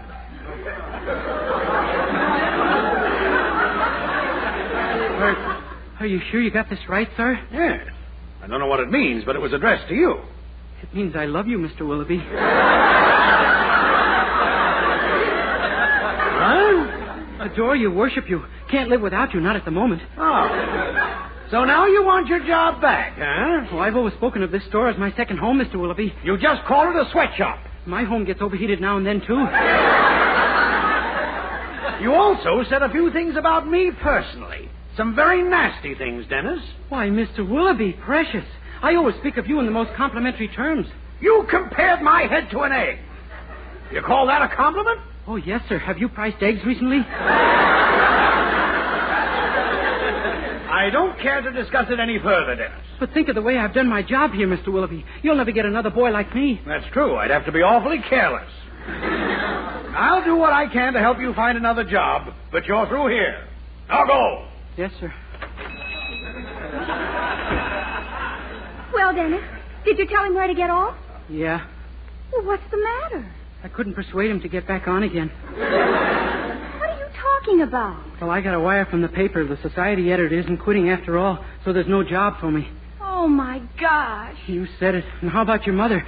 After the way I talked to her, I have a feeling she isn't going to leave me with any... Any what? Feeling. Dear, if that darn society editor hadn't changed his mind about leaving, everything would have... Wait a minute. Something? Yes. Suppose he did quit. Suppose some big owner of a newspaper chain offered him a better job. He'd pack up and leave, wouldn't he? Yeah. What's my name and how many papers do I publish?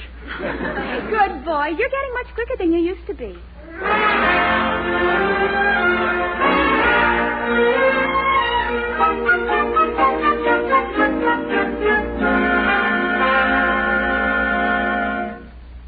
Gee, look, he's got a private office. H. Austin Peterson, society editor. Do you really think he'll go for the story of me being a big publisher? Well, he will if you're careful. Just keep your ears open, and if I think you might be making a mistake of some kind, I'll sort of clear my throat, okay? Yeah, that's a swell idea. Good. Now, remember, I'm your secretary. All right, let's go. Okay. Yes? Mr. Peterson, I'm a man of few words. How would you like to work for me? Twice the salary you get here. Why, who are you? I'm a very wealthy newspaper publisher from Kansas City, Kansas City? Well, imagine that. That's my hometown. You're telling me, and I had the whole country to pick from, too. Well, what do you know? So you're from Kansas City? Yes. Kansas City, New Jersey, of course. Oh, New Jersey. I don't believe I ever heard of that one. Good. Well, as I say, Mr. I want you. You're a fine newspaper man, every inch of you. Well, thank you, sir. I've tried to give my best for the Fourth Estate. Good boy. Of course, I'm working on my fifth already. Oh, really? I thought I was going pretty good there. Well, anyway, there's my proposition, Mr. Peterson. You see, I know newspapermen. Started at the bottom myself in a newspaper office with $20 a week. City desk? No, as I recall, the newspaper owned it. Is there something the matter with the young lady's throat? My secretary? Oh, she just has a little cold. Now, you'd better stop talking before she gets pneumonia. Oh, Mr. Day's a little eccentric, like all geniuses, Mr. Peterson, but I assure you he's a splendid newspaper publisher. You bet. Take an editorial, Miss Anderson. You mean now? Sure. I got a great idea to build up circulation. We're going to lampoon some big public figure. Call up Winchell and the other boys and see who isn't taken. I think this has gone far enough. All right, friends, what's the game? Game? Why, there's no game. Oh, it's no use, Dennis. He's on to us. Dennis, eh? Dennis Day. I thought that name was familiar. You're the little man who was after my job. Oh, no, sir. I just thought as long as you were quitting... I didn't quit. They fired me. Only I don't stay fired very long. I know where too many bodies are buried in this town. That's how I make my living, friend, from people who don't want certain stories in the paper.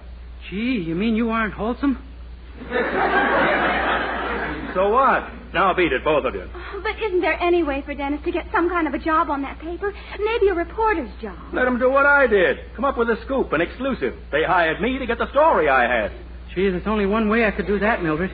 Go home and tell your mother I'm not going to be a society columnist. I can see the headline now. What? Day draws to a close.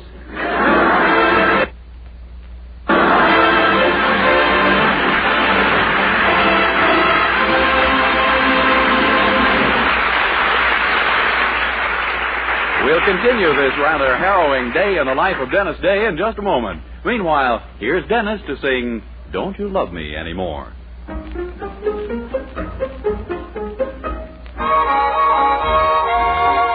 Lately, whenever you hold me, you don't hold me tight. Don't you love me anymore? Lately, I have to remind you to kiss me goodnight.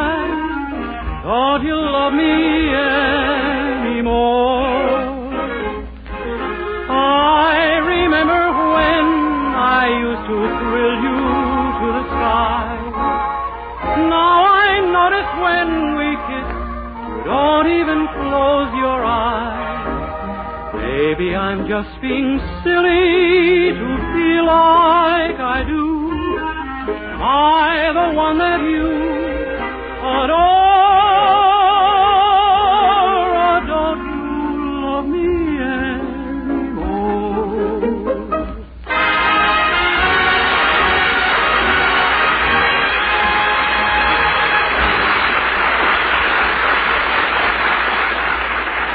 Well, it looks like our hero's newspaper job has gone a-glimmering, and so, beaten, he's made his sad way back to Willoughby's store to get his things, knowing full well as he steps through the back door that nothing newsworthy ever happens in Weaverville. Say, wait a minute. Who are these two suspicious-looking characters hanging around the front of the store? Okay, Sam, I got the door right where I want it. You sure you seen this Willoughby go out now? These daylight hoists make me nervous. Ah, there ain't a soul here, I tell you. You stay here and watch the door. I'll take care of the cash register. Make it fast, Monk. Take it easy. I'll have everything. Oh, yes, sir. Can I help you? Stand where you are, cousin. Oh, are we related? No, cousin, but you're about to treat me like one of the family anyway. Do you know what I got in my hand? How could I? It's in your pocket. Hey, wait a minute. You just gave me a great idea. Suppose you had a gun in that pocket. Suppose you had come in here to rob this store. Of course, it's ridiculous. Huh? Oh, please don't be insulted. Au contraire. I'm fascinated. Look, would you do me a favor? A favor that means everything to me? I need a news story badly. Would you pretend to hold up this store? Pretend to hold up the store? Sure. Walk out with the safe and the cash register. Oh, I know what you're thinking, that my mind is beginning to wander. Oh, who cares? It's fun following it. Well, would you do it for me? Take the stuff up to your house or someplace for a day or two. My boss won't mind. He's promised to help me. And it'll make a marvelous story, don't you think so? Oh, I just know I'm going to tell it to my kids. Okay, pal, you got a deal. Oh, bless you. Sam, forget the door and come here. This kid wants we should take all the stuff out of this store and hide it in our house for him.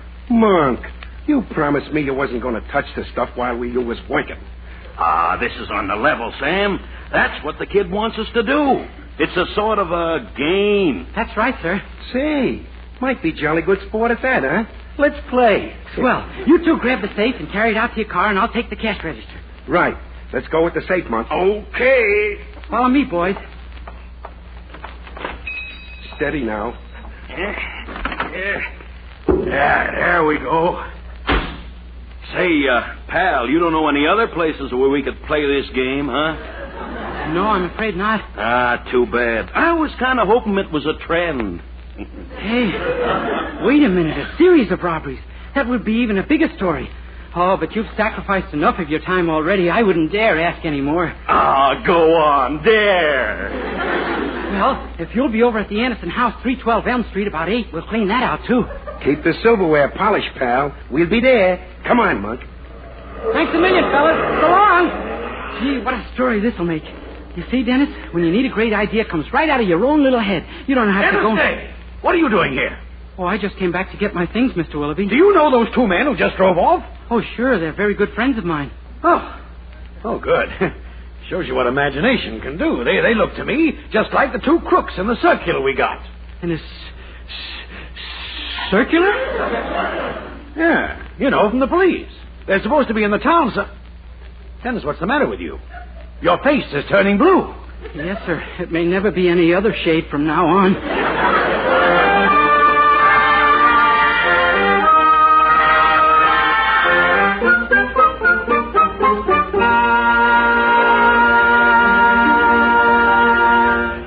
Oh, no, Dennis. Yeah. Oh, my soul and body.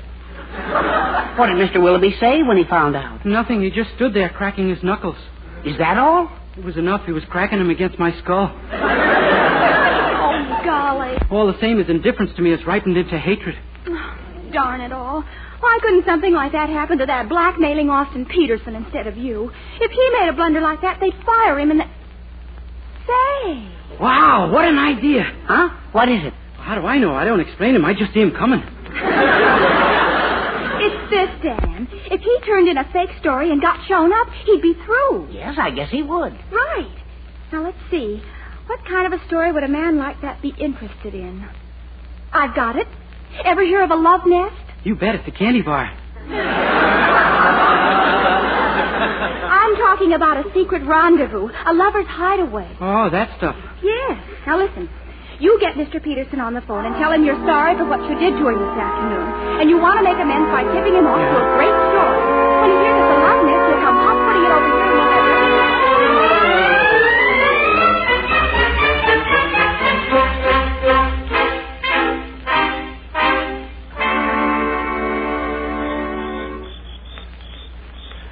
Day, if you're not on the level this time. Of course I am. Here, you can see them through the window. See? She's holding hands with a Cuban boyfriend. Didn't I tell you? Wait a minute. That's the dame who was with you this morning, your secretary. I know, but in private life, she's my wife. Come on, I've been after that Latin gigolo of hers for a long time. Hey, wait. Put away that gun. Don't be silly. Let's go. Aha! So, I've caught you two at last. Oh, Dennis. Caramba, it is your Uzban, Chiquita Cortez.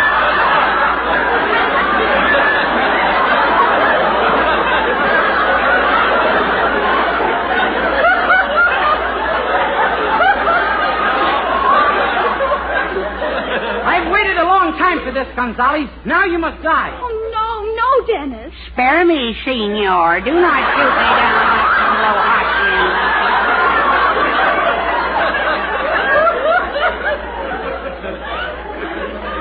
This is it, Gonzales. Die.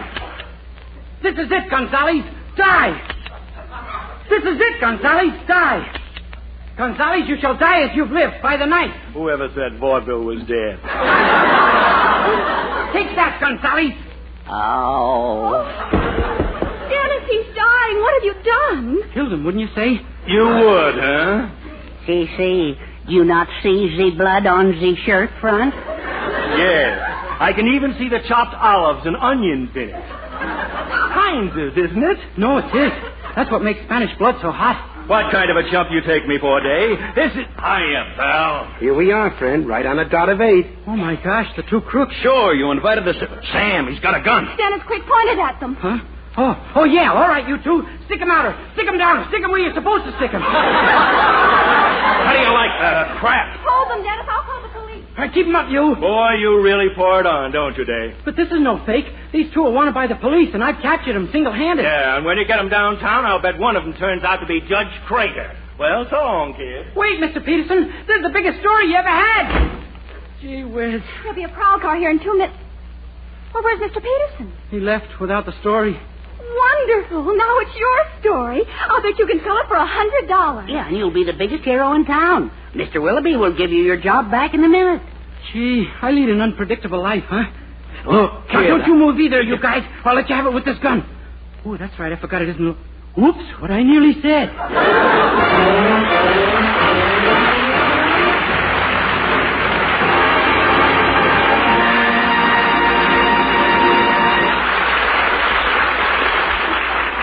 Dennis Day will be back in just 1 minute to sing How Soon. But first... Dream girl, beautiful luster cream girl, hair that gleams and glistens from a luster cream shampoo, hair bright, washed right, easy to do and dress right, hair that's soft and silky from a luster cream shampoo.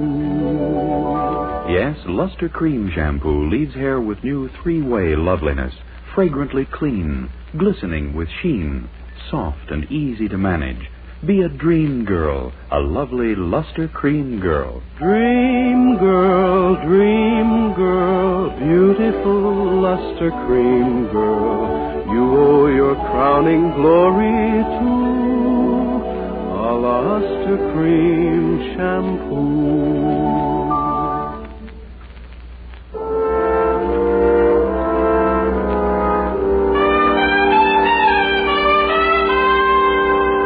With Charles Dant and the orchestra, Dennis returns to our microphone to sing How Soon. How soon will I be seen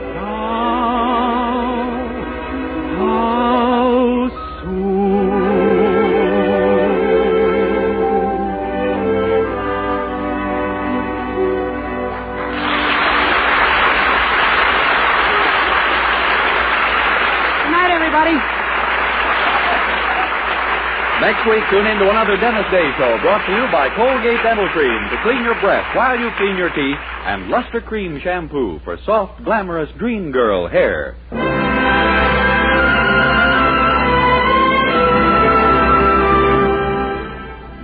Remember, doctors prove the Palmolive plan brings 2 out of 3 women lovelier complexions in 14 days. And this beauty plan with Palmolive soap was tested on women with all types of skin. Dry, oily, even skin that was not clear. Yes, 36 doctors proved the 14-day Palmolive plan improves all types of skin, brings fresher, brighter, younger-looking complexions. So get Palmolive soap and start your 14-day Palmolive plan now. This is Vern Smith reminding you that Dennis Day returns again next week, same time, same station. Join us then, won't you? Good night. This is NBC, the national broadcasting company.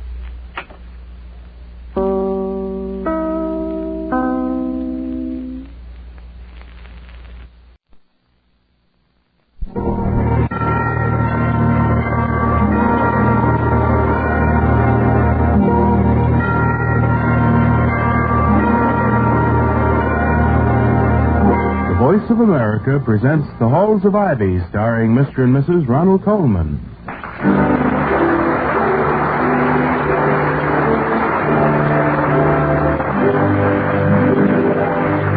Good evening, this is Ronald Coleman. And Benita Coleman. Inviting you to join us again on the campus of Ivy College. Now, The Halls of Ivy.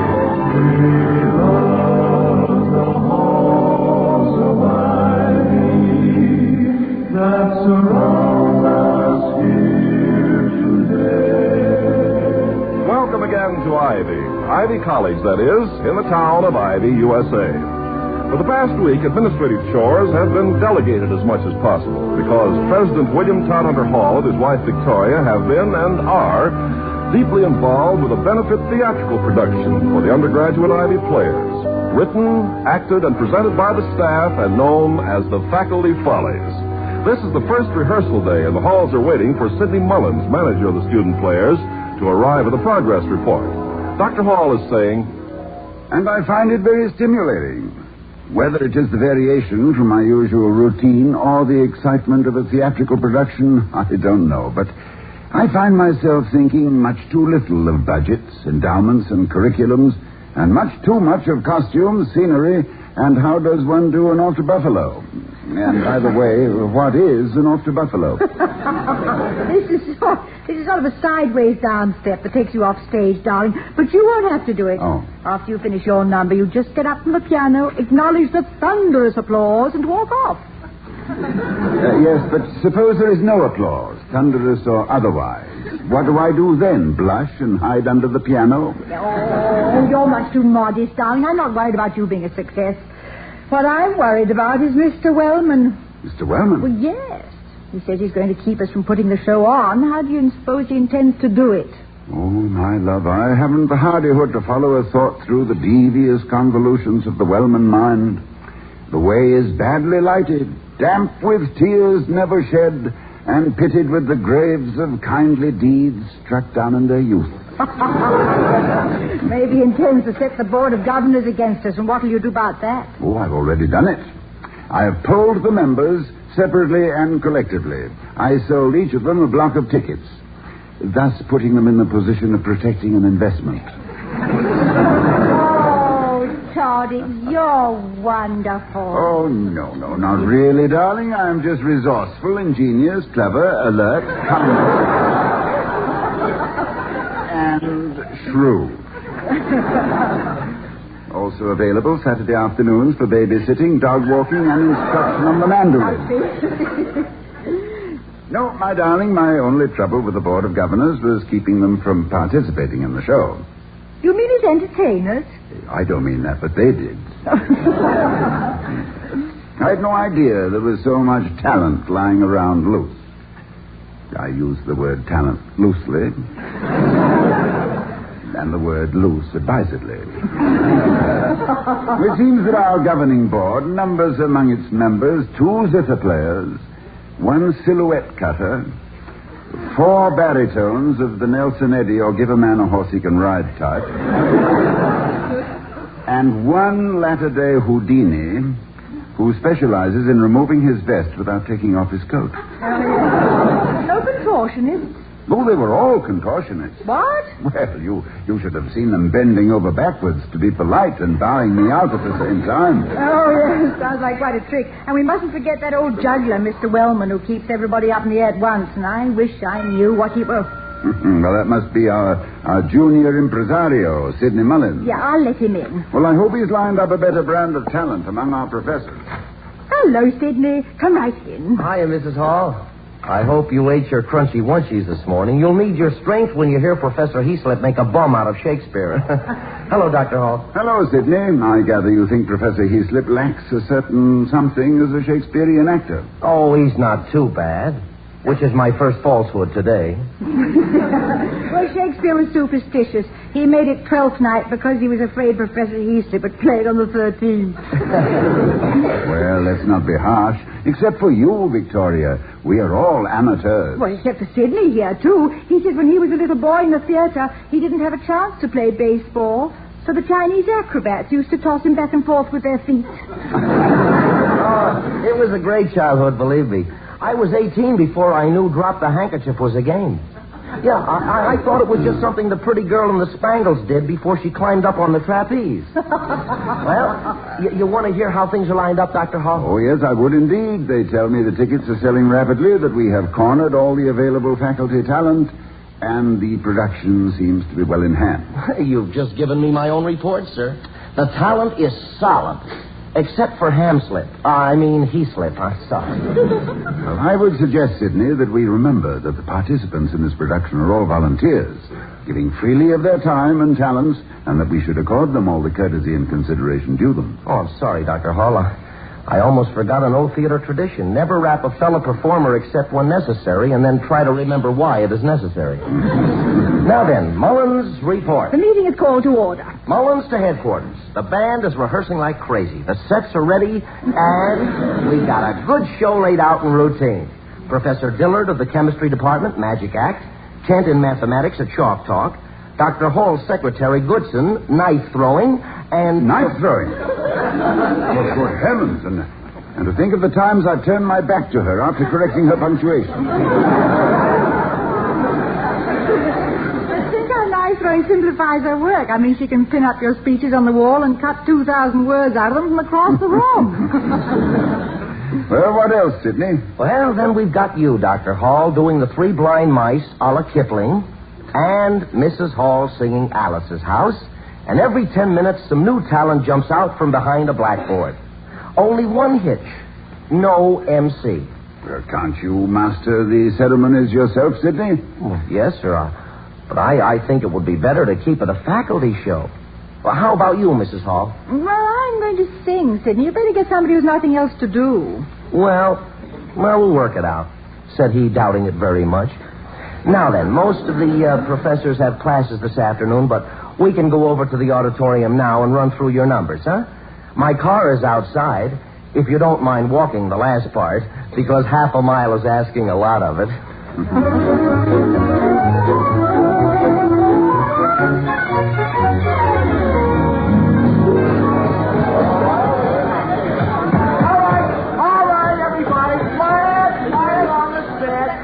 Get a load of Cecil B. DeMullins, folks. Let's have a little love, kids. Now, we want to run over a couple of numbers.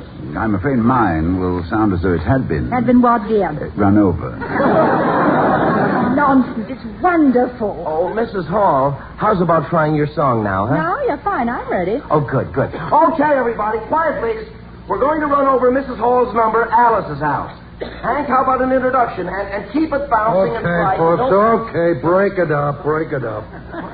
No more rehearsal. The show's off. Everybody go home. Why, Officer Grogan. What do you mean, no more rehearsal, Grogan? We just started. Mrs. Hall, far be it from a mere cop to dispute the president's wife, but you just finished. It's orders. You gotta break it up. Whose orders, Grogan? The fire commissioner, of which, of whom... Which is it, Doc? Well, I think you mean whom. Of whom what? Of whom what, Mr. Clarence Will? Chief Fire Commissioner.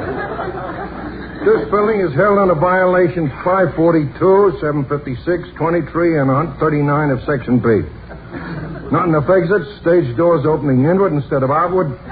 Smoking on stage, untested extinguishers, and no fireman requested to stand by during rehearsals. I'm sorry, but I got my orders. Well, Grogan, you, an old vaudeville performer, I thought you loved the theater. I do, ma'am, and I also love to eat. To eat, I gotta work. To work, I gotta obey orders. I got orders to close up the show. So, QED, as the saying goes, Grogan follows orders. But, Grogan, we can fill the extinguishers, we can change the doors, we can get a fireman to stand by, we can enforce the no-smoking ordinance on the stage. Yeah, and we can hang Mr. Wellman up by his thumbs. Excuse me, folks. Yes, Sidney. Grogan? Not of McGillicuddy and Grogan, old-time songs and new stolen jokes. The same kid, but the title was Grogan and McGillicuddy, just to correct you. We played the Gusson time. Uncle Francis. Uncle Francis. Don't you remember me? Well, Little Sidney Mullins, the four flying Mullins, Roscoe, Mamie, Biggie, and Flip. And me, little Sidney. When I was only a year old, you used to sneak back to the dressing room and feed me barbecued pork and strawberry pop. Well, no wonder vaudeville died. Little Sidney Mullins. Yes. Well, it certainly is a small... Hey, your old man owes me $1 for laundry. Hibbing, Minnesota, it was. He told me, Uncle Francis. He told me if I ever saw you that I... Here's the $1. And say, remember the soft shoe you used to do? This one? Huh? Look, kid, look. It's no use playing on my sentiment. I got orders to close the show. You mean you remember that old number? Could anyone ever forget it? Hey, cut it out now. Look, I'm Grogan the cop. I got orders. Close the show. Yes, but Grogan, you, as an administrative officer on this campus, you are qualified to participate. Your talent, we need you. Oh, please, Uncle Francis. Oh, wait a minute. Hey, just Clarence Wellman now. He couldn't be the Wellman of Wellman and Fishnose that had to train Selak. No, Grogan, I'm sure this Mr. Wellman was never in show business. In fact, he obviously dislikes show business and show people. Oh, he does he? Hey, Sidney. Yeah. Give me that lead in again. Right. Nothing could be finer than to be in Carolina in the morning. Nothing could be sweeter than to get right up and meet her in the morning. I was by your house last night. Why didn't you come in? I didn't know where you lived. No, Uncle Francis, please. What's the matter? It's a soft shoe, Uncle Francis, a soft shoe. You can't do it in those shoes. Yeah, I guess you're right. These is cop shoes. These shoes are good on the beat, but the beat ain't right for these shoes. Well, I'll go right on home and get my old soft shoes on. Don't nobody go away now, and a bed till I get back. Yeah, good. Okay. How about it, Mrs. Hall? You ready to do your number? Always ready, Sidney. Drop of a hat, Cromwell. They used to call me. Yes, we'd better get on with it before Mr. Wellman realizes we have captured his emissary and pays us a personal visit. Oh, right, Dr. Hall. Okay, boys, okay. Fiddles under chins, knuckles on the frets. Ready for Mrs. Hall's number. Now, let's have a little quiet among the loungers, please. And stage hands, lay off the poker playing a while. Ready, everybody? Oh, let's all go round to Alice's house. 'Cause Alice's house is like a palace is Alice's house. There's a carpet on the floor, a knocker on the door. I never had so many people knock at the door before. Free and easy. And when you get in, it's ever to go as you please. So let's all go round to Alice's house. 'Cause Alice's house is like a palace is Alice's house. Hello? Oh, what does she want, Faye? Well, what does she have to say? She has a wonderful plan for us, a way to spend the day. She suggests we all go over to her house to play. Well, is it a nice house? Alice's? Yes. Why, Alice's. Is Oscar Palace's? It is. Well, let's all go round to Alice's house. 'Cause Alice's house is Oscar Palace's, Alice's house is out. She says that Alice's house is like a palace, and Alice's house is out. There's a carpet on the floor, a knocker on the door. I never heard so many people knock on a door before. Like the breeze, ring and easy. And when you go in, it's ever so cozy breeze. So let's all go round to Alice's house. 'Cause Alice's house is like a palace. Is Alice's house. Is like a palace. Is Alice's house. Is like a palace. Is Alice's house.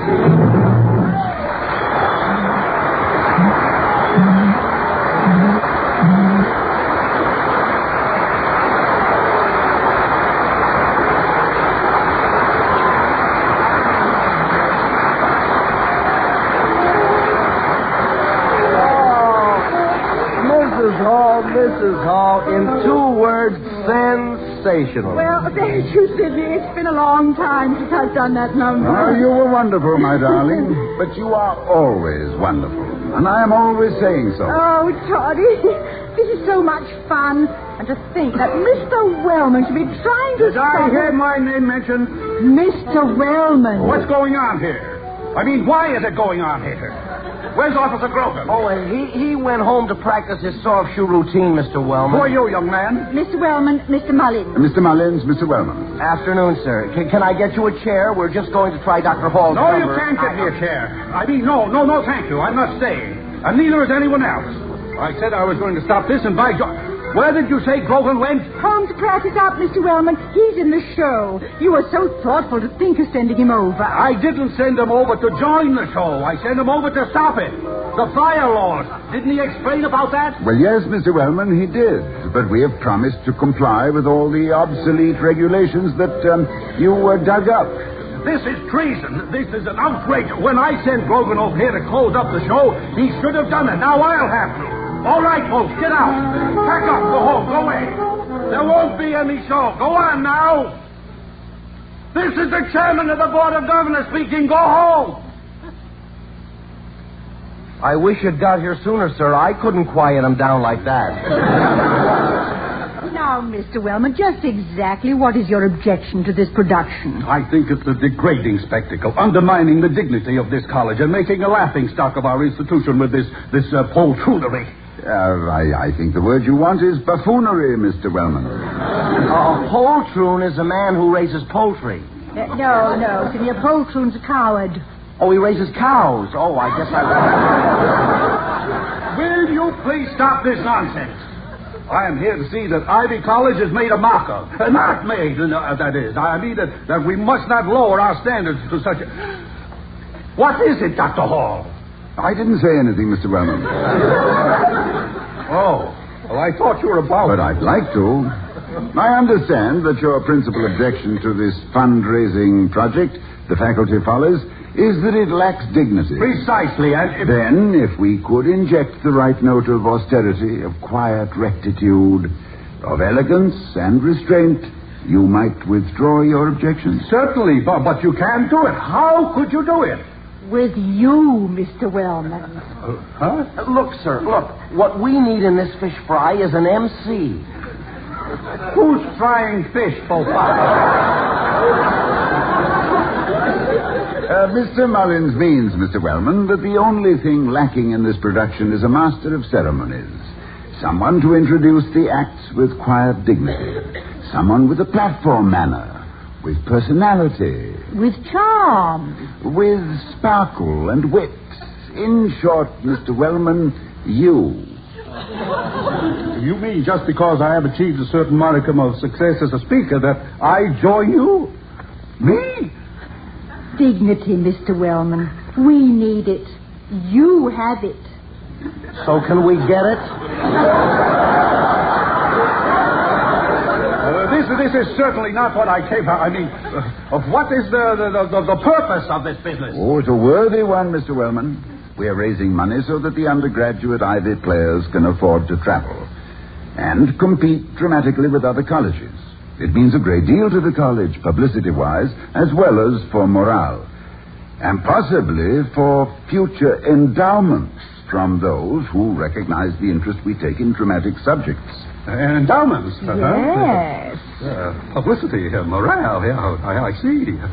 Why didn't someone tell me what... I mean, well, let it never be said that Clarence Wellman ever overlooked a possible endowment.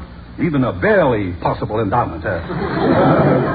Well, what does an MC do in a thing like this? Oh, an MC comes out and brings the acts on, you see. Wait, let me tell him, folks, please. Look, Mr. Wellman. Yes, millions?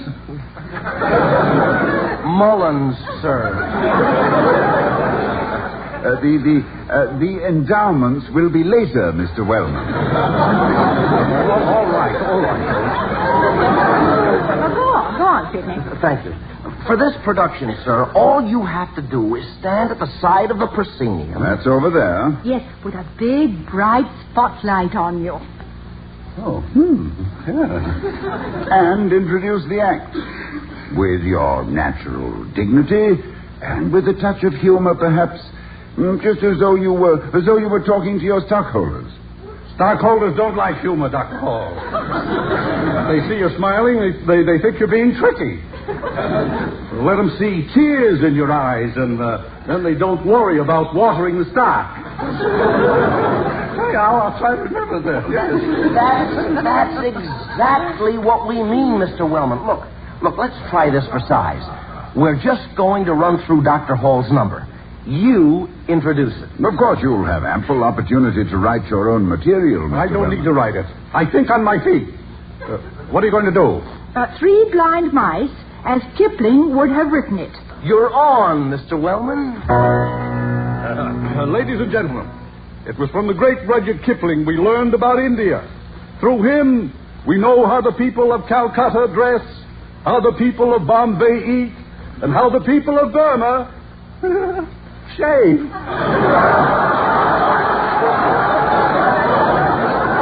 now we will hear in the mysterious atmosphere of the East the familiar story of the 3 blind mice. Folks, our president, Dr. William Todd Hunter Hall, with 3 blind mice, as Kipling might have written it.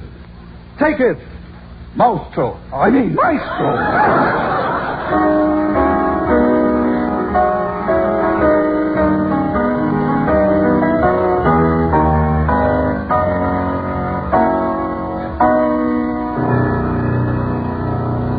Now, this is the tale of the 3 blind mice.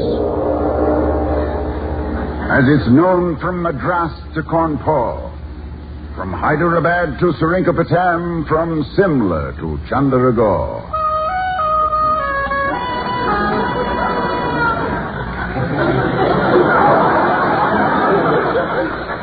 And ever they tell the tale anew as bond of our kith and kin of the 3 blind mice. And the sin and the price.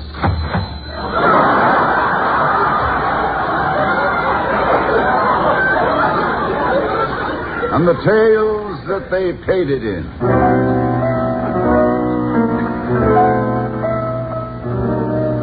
Reckless, rampant, raging they ran, for the 3 and blind. Hot on the track of Mohammed Din's wife, golden-skinned daughter of Ain. Wife to a farmer, a man of the hills, where the Khyber leads down to Lahore, and the slithering stride of the bitten snowslide is drowned in the bullet train's roar.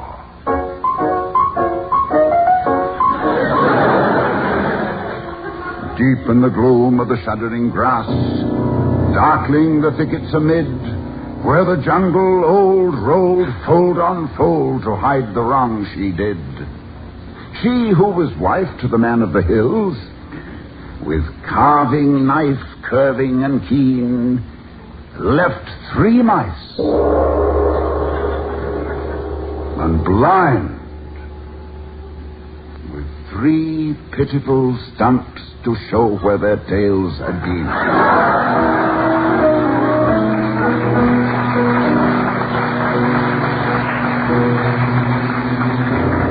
And this is the tale of the 3 blind mice, as they tell it in Mandalay, where the dawn does all sorts of impossible things,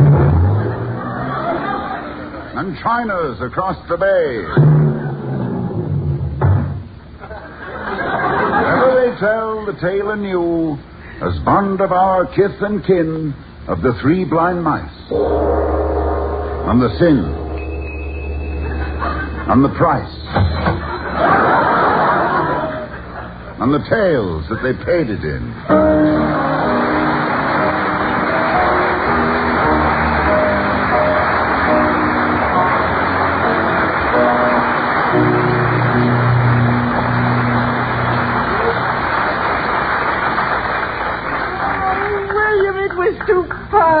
Thank you, Vicky. Oh, and Mr. Wellman, you were wonderful. Yes. Oh, yes, your introduction gave me the inspiration I needed. Mr. Wellman, for a man to come on cold turkey and hit one into the bleachers with sock yaks like that is not only 1 for the book, but 2 for the money and 3 for the show. This clam bake is 10,000 clams ahead as of 5 minutes ago. Well, thank you, young man, for the compliment. I take it that was a compliment. I didn't quite understand. Oh, Dr. Hall. Mm-hmm. Tickets. Tickets? Yes, tickets. If I'm going to MC of this show, I want some tickets. Family, friends, etc. Gee, what's the matter? The tickets. There aren't any, Mr. Wellman. I'm afraid we're sold out for the entire 3 days. Then put it on another 3 days.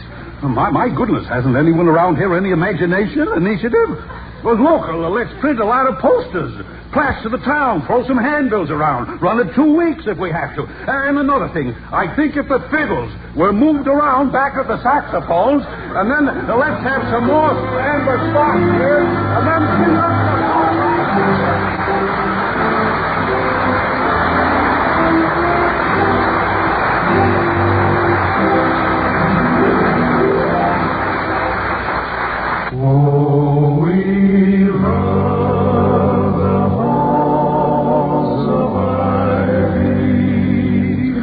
the surround us here today.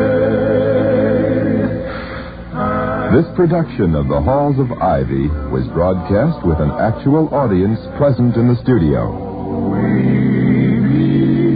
far, far away to the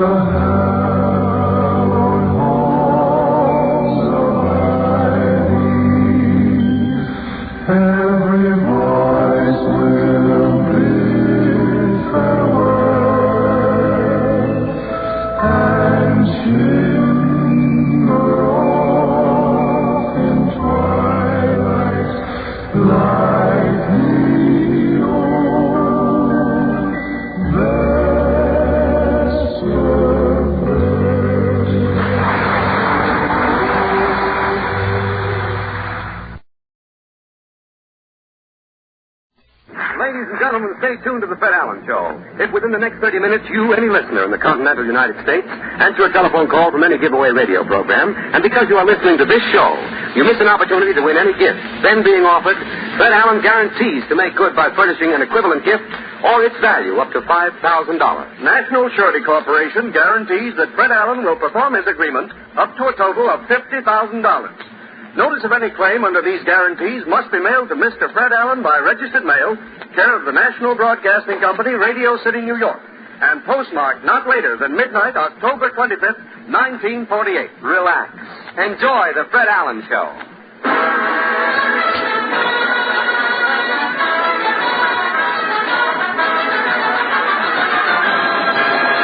The Ford Dealers of America present the Fred Allen Show.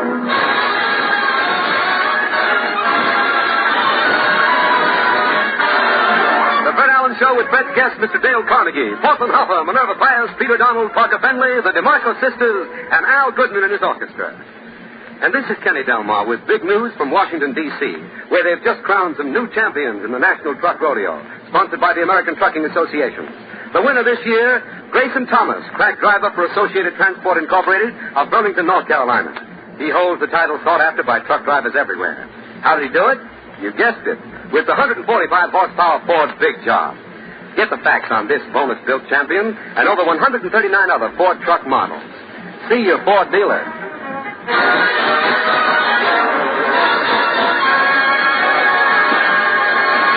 Ladies and gentlemen, it's Sunday night again, and as is his weekly custom, Fred Allen has a date at the corner of Main Street. Tonight, as Fred parks his Ford and locks the door, a voice says, Mr. Allen! Well, Portland.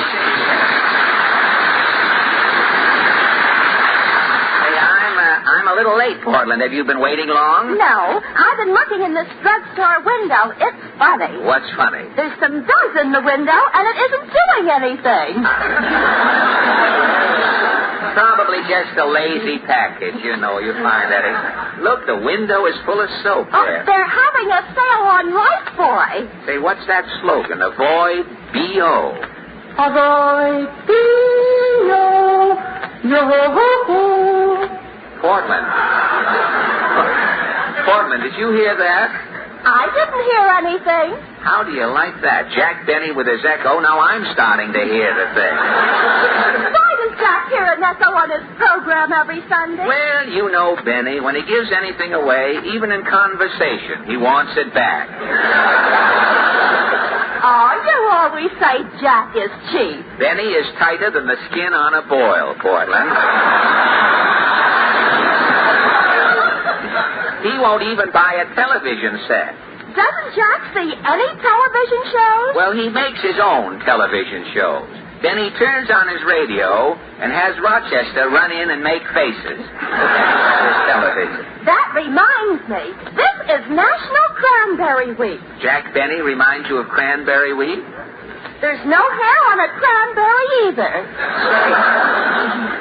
If you want another non sequitur, I just remembered I forgot to buy today's newspaper, Well, Portland. let's take a walk down Main Street. All right, let's.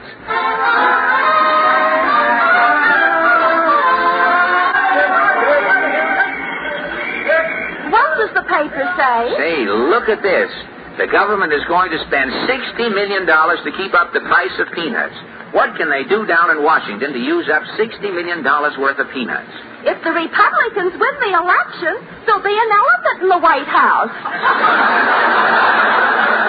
I hope Harry gets his trunk out in time.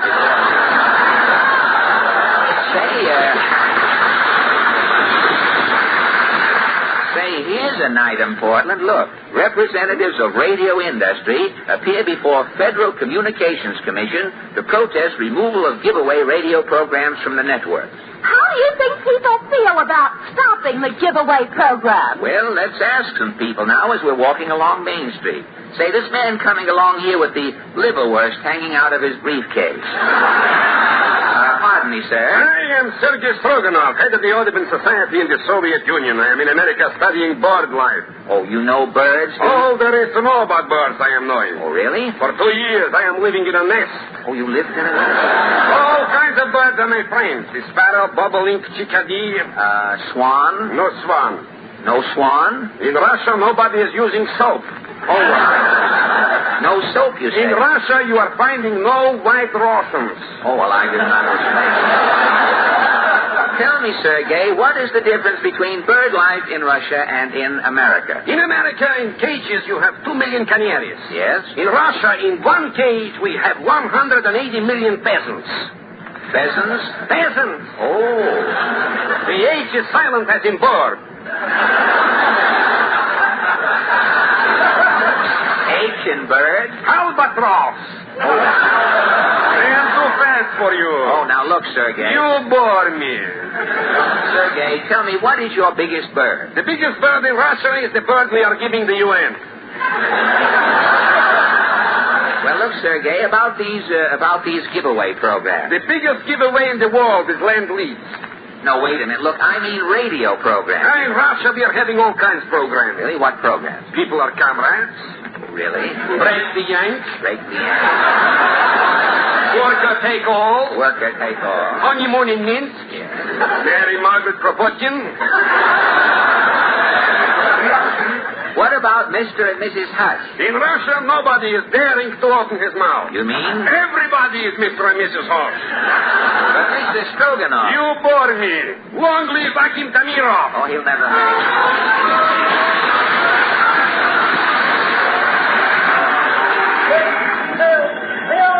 Oh, that Sergei is a wild man, Portland. Well, let's walk along. Look at that sign in the liquor store. The picture of those two men holding the bottle? It says, which twin has the hangover? Hey, look who's coming. Titus Moody. Hi, Mr. Moody. Howdy, Bob. You look all upset, Mr. Moody. I'm so mad I could suck an egg. What's wrong? I see something funny, and I've been standing here 2 hours waiting to laugh. Well, why don't you laugh? Can't find my teeth. Well, look, Mr. Moody, about these giveaway programs, do you think they should be taken off the radio? I do. Uh-huh. People go along expecting something and end up getting nothing. Well, how do you mean? Well, I knew a fella, Huber Skinner. Uh-huh. Huber was a glutton. A glutton, eh? He'd eat anything that he could overtake.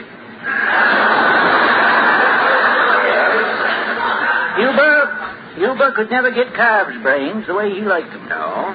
One day I said, Huber, I'll get you the best mess of calves' brains that's ever been slopped onto a plate. Uh-huh. So I set a new calf aside for Huber. A new calf, eh? I fed that calf on a special diet. Yeah? I was chewing the calf's cud first, myself, to make it soft. I had that calf sleeping under an electric blanket. Uh-huh. Every day, Huber, he was coming round, and he'd say, Titus, how's my calf coming? Uh-huh. Well, I'd take out my cud, and I'd say, Huber Skinner, when I get through raising this calf, you're going to eat the best mess of calf's brains that you've ever seen sprawled onto a plate. Uh-huh. And Huber would go away, smacking his lips, saying, yum, yum. Yum, yum, eh? Well, what happened? After 10 months of wet nursing and pampering that calf, and Huber waiting for the perfect dish of calf's brains, yes, I slaughtered the calf, and I opened up the head. And? That calf was a moron.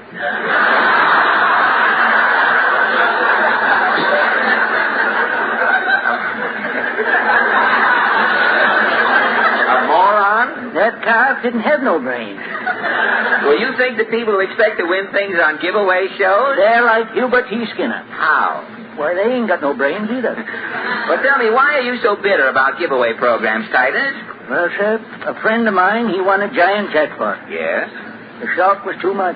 He dropped dead. Dropped dead? Well, what happened after he dropped dead? His body had to go to Bermuda for a romantic 2 weeks vacation. All expenses paid. So long, Buck.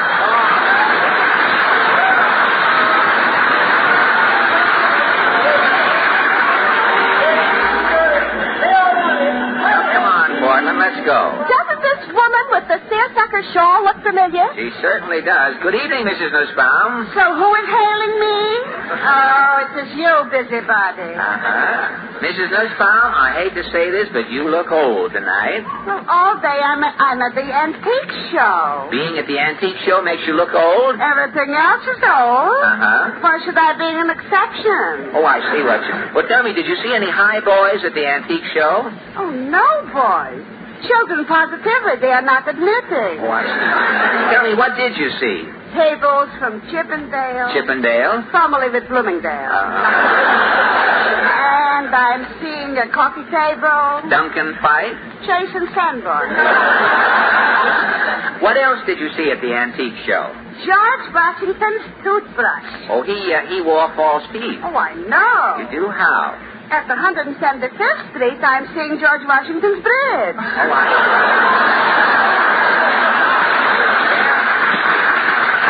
Enough about the antique show. Tell me, Mrs. N, do you think the giveaway radio program should be stopped? Why? Personally, to me, I'm liking only giveaway programs. Well, have you ever appeared on a giveaway program? Only one. What happened? First, they're asking their questions. Uh-huh. Then they're giving me a Ford car, a mink cape, a diamond necklace, a dinner set, but also an airplane. You answered the question? I'm missing the question. Well, if you missed the question, why did they give you all these presents? For making a good try. Thank you.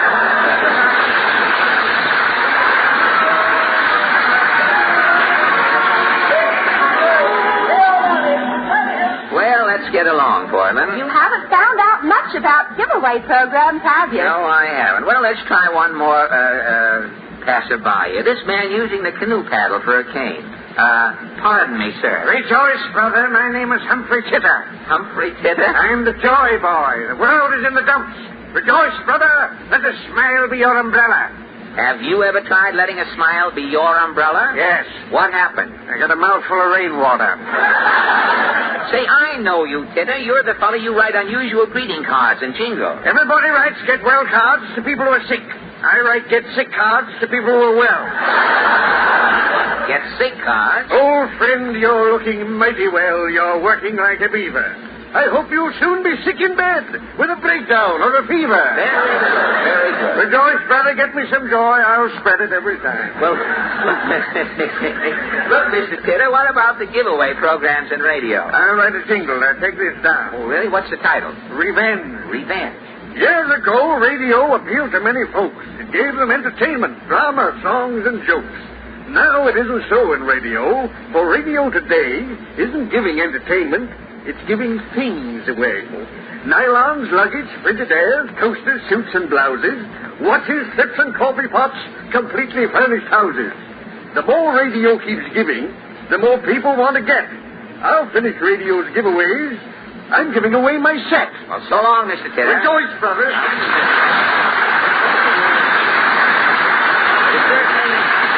You certainly meet some weird people on Main Street, Portland. Here's the music store. Oh, the music store. What song is that they're featuring? My darling, my darling. Oh, that's one of Frank Lesser's song hits from Where's Charlie, the new Ray Bolger show. I wonder how it sounds. Well, if Al Goodman and his orchestra ever play it and the Five DeMarco sisters ever sing it, my darling, will sound something like this.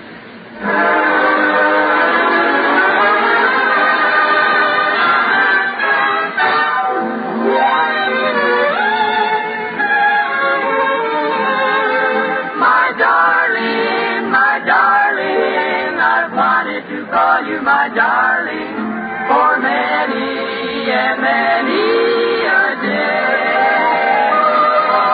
My darling, I fluttered and fled like a starling. My courage just melted away. All at once you kissed me, and there's not a thing I'm plain enough to say, except my darling, get used to the name of my darling. It's here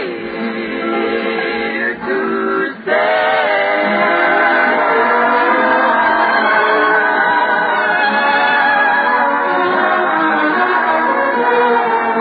It's here to stay forever and a day. My darling, my darling, my darling.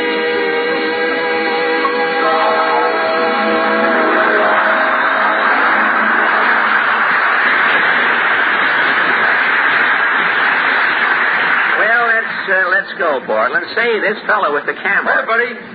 Okay, got your picture. Now, what's your name? Never mind my name. Who are you? I'm the questioning photographer. Oh. My question for today is, what's the most beautiful thing you've ever seen? Now, the most beautiful thing. And don't tell me the 49 Ford. Well, why not? That's a good answer, isn't it? Sure it is. But all day long, people have been telling me the same thing. The most beautiful thing they've ever seen is the 49 Ford. Getting monotonous. Why don't you change the question? No use. Yesterday, I asked some young fellows about their smoothest dates. Everyone said it was when he took his girl out in a 49 Ford. Then they all told me about Ford's smooth midship ride. and new hydrocoil front springs and Paraflex rear springs. Say, that sounds like a commercial. Last week, I'm questioning ladies about the nicest surprise they ever had. Now, don't tell me the ladies were surprised by the 49 Ford. They all were. Yeah? One was surprised at how big and roomy it was. Yeah? Another at how easy it was to drive with its picture window visibility and magic action brakes. I get the same story every time. Well, you certainly have a problem. What am I going to do? Give me that camera, brother. I'll ask you a question. Oh, okay. Now, what is the most beautiful thing you have ever seen? The 49 Ford. Everybody's crazy about it. This year it's Ford by a landslide. You're right, and 49 Ford will carry the country. So long, brother. Rejoice, brother.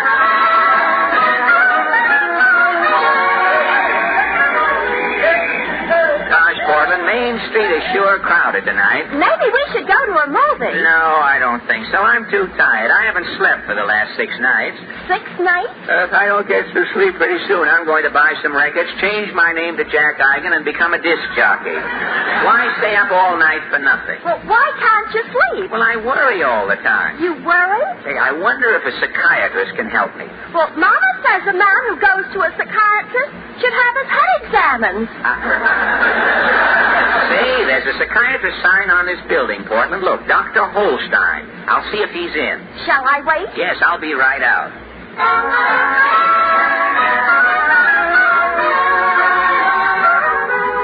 This is the office. Dr. Wolfgang Holstein, psychiatrist and chiropodist. I fix you up from head to toe. Well, I'll go in, see what happens. Yeah?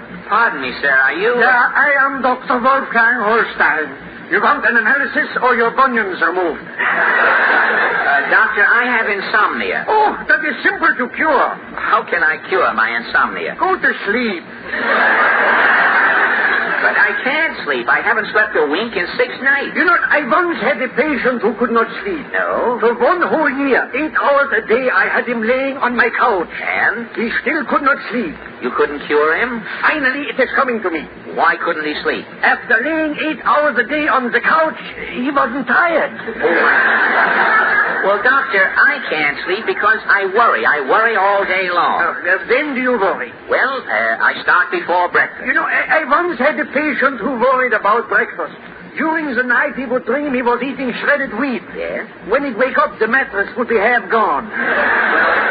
That isn't my trouble. Oh, so, what do you eat for breakfast? I have poached eggs on toast and coffee. I cook it myself. So, what is your worry? Well, there's only one electric outlet in my apartment. One outlet, yeah. But I have 3 electrical appliances. Where does the worry start? Well, every morning I get up at 7:30. Yeah. At 7:31, I plug in the water to poach my eggs. Yeah. At 7:35, the water is boiling. I drop in the eggs, pull the plug out of the water pan, and plug in the toaster. Yeah. At 7:39, the toast pops up. I pull the plug out of the toaster and plug in the coffee. Yeah. While I'm putting the poached eggs on the toast, the coffee percolates. Yeah. At 7:42, my breakfast is ready and I eat. At 7:45, I leave the house, get the 7:50 train. At 8 o'clock, I'm at work. Yeah, but this schedule sounds perfect. Why should you worry? One day last week, Doctor, something happened. What? At 7:31, I plugged in the water to poach the eggs. Yeah. At 7:35, the water was boiling. I dropped in the eggs, pulled out the plug, and plugged in the toaster. Yeah. At 7:39, the toast didn't pop up. Himmel! The toaster was stuck. This is a crisis. The toast was black, the eggs were like rocks. The coffee was cold. Well, I missed my train. I was late for work. The boss says the next time I'm late, he's going to fire me. Oh, this could give you a psychosis. Also unemployment. Now, when I go to bed at night, I can't sleep. I'm never sure that the toast will pop up. If the toast is stuck again, Doctor, I'm going to lose my job. Oh, no wonder you are worrying. Dr. Holstein, you have got to cure me. My friend, psychiatry cannot help you. Well, what can I do? You can do what all psychiatrists are advising their worry patients to do. Their worry patients what? Read Dale Carnegie's new book, How to Stop Worrying and Start Living. Say, I'll buy that book right away. So long, Doctor. Auf Wiedersehen.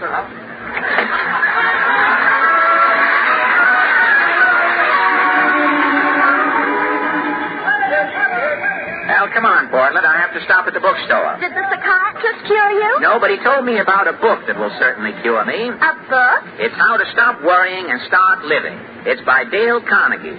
Well, here's the bookstore to Chaucer Head. Well, I think I'll go to the movies. The movies? I hate to go, but I have to. You have to? Why? I have some popcorn left over from last week. Oh, well, better to go and have finished with it. Well, so long, Portland. And I'll go in and get Mr. Carnegie's book. Gosh, this bookstore is sure crowded. Pardon me, miss. Billy Rose's new book, Wine, Women, and Words, is out today. No, thank you. Billy Rose is going to be pretty mad. How do you know? I'm Mrs. Rose. Well, look, Eleanor, it so happens I have Wine, Women, and Words. What I want now is How to Stop Worrying and Start Living. Oh, here's a copy. Thank you. If you'll take it to counter 4, Mr. Carnegie will autograph it personally. Mr. Carnegie's here? Oh, yes. Thank you. Gosh, this is my lucky day. Well, here's counter 4. Sign my book, Mr. Carnegie. My copy's next, Mr. Carnegie. I've been waiting all day, Mr. Carnegie. Would you sign? Pardon me, sir. Are you, Yes, I'm Dale Carnegie. Mr. Carnegie, my name is Fred Allen. Well, I'm delighted to meet you, Mr. Allen. You are? Yes, I'm delighted to meet anybody with a copy of my book. Well, that's what I want to talk to you about, Mr. Carnegie. My psychiatrist says that your book can help me. So you want to stop worrying and start living, right? Well, it's a little late for me to start living. I would like to stop worrying. Well, today the most common worries are business worries. Are you in business, Mr. Allen? I'm in the radio business. Oh, you sell radios? No, not yet. Up to now, I have a radio program. Oh, you broadcast? Yes, sir, that's right. That's quite a coincidence. Just last week, a man in radio came to see me about his problem. He was in radio? Yes, some chap named Anthony. Oh, Anthony. Yes, I've heard of him. Well, he was quite worried. Well, he hasn't been working lately. May have had something to do with it. Quite possible. Then some time ago, another man in radio consulted me. Really? Yes, his name was Peter. Gabriel Peter? Yep, the fellow. Before he came to see me, there was no good news tonight. Gosh, Mr. Carnegie, your book is helping an awful lot of people. Do you think it can help me? Well, just what's your problem, Mr. Allen? Mr. Carnegie, my big worry is breakfast. Well, you know, I used to worry about breakfast myself. You, Mr. Carnegie? Yes, every morning I make my own breakfast. I have poached eggs, toast, and coffee. Poached eggs? Yes, and there's only one electric outlet in my apartment. One outlet? And I solve my breakfast worries with a system. What system? Well, every morning I get up at 7:30. 7:30. At 7:31, I plug in the water to poach the eggs. Yeah? At 7:35, the water is hot. I drop in the eggs, pull out the plug, and plug in the toaster. Well, that's a very... And at 7:39, the toast pops up. And I pull out the plug and plug in the coffee. Just like... And at 7:42, my breakfast is ready, and believe me, brother, I eat. Well, Mr. Carnegie, I have the same routine. One outlet, 2 poached eggs, toast, and coffee. The same breakfast. Well, I have no worries. Why should you? My toaster sticks. Your toaster sticks? Yes. One morning last week, the toast didn't pop up. The eggs were like rocks. The coffee was cold. I missed my train. The boss said the next time it happens, Mr. Carnegie, he's going to fire me. Really? Why, that's terrible. I haven't slept for 6 nights. I keep worrying. I never know if the toast is going to pop up in the morning, Mr. Carnegie. How can I stop worrying? Mr. Allen? Yes? You have a frying pan? Yes. For tomorrow morning, instead of poached eggs. Yes? Why don't you make fried eggs? Fried eggs? Why, with fried eggs, you won't need the toast. Cad, Mr. Carnegie, you are a genius. Mr. Allen, your worries are over. Only my breakfast worry. Oh, you have other worries, do you? Oh, I worry about money. You worry about money? You with the big radio problems? You have money problems? Money all that glitters, Mr. Carnegie. Yes, I know. I'm Dale Carnegie, not Andrew. And you know I owe 4 months' rent, a grocery bill, my furniture's mortgaged. I can't even pass the loyalty test at the Morris plan, Mr. Carnegie. Mr. Allen, tell me, how did you ever get yourself in such a financial mess? Mr. Carnegie, a few years ago, you wrote another book, How to Win Friends and Influence People. Yes, that's right. I read that book, and thanks to you, Mr. Carnegie, I instantly won 300 new friends. Why, congratulations, that's fine. Those 300 friends have been borrowing money from me ever since I read your book. Today I am broke. Well, I'm sorry, Mr. Allen. I've got to stop worrying and start living. Mr. Carnegie, can you give me a few hints? Are there any slogans? You know, something I can repeat when I'm tempted to worry? Well, yes, my book contains some bits of helpful philosophy, I hope. Good. One is, don't let the Beatles get you down. Good. Don't try to thaw sawdust. Fine. And when fate hands you a lemon, take a lemonade. I'll remember those, Mr. Carnegie. And if you take my advice, Mr. Allen, you read the book, too. Well, I'm too busy. I haven't time to read the book. Say, I have an idea, Mr. Carnegie. Yes? You don't have any worries at all, do you? No, not at all. How about taking over my worries? You want me to worry for you? Are you really serious? I'll pay you $200 a week. But, Mr. Allen, I thought you just said you were penniless. I haven't got a cent to my name. Well, if you haven't got a cent, how in the world can you pay me $200 a week to worry for you? Mr. Carnegie, that's the first thing you've got to worry about.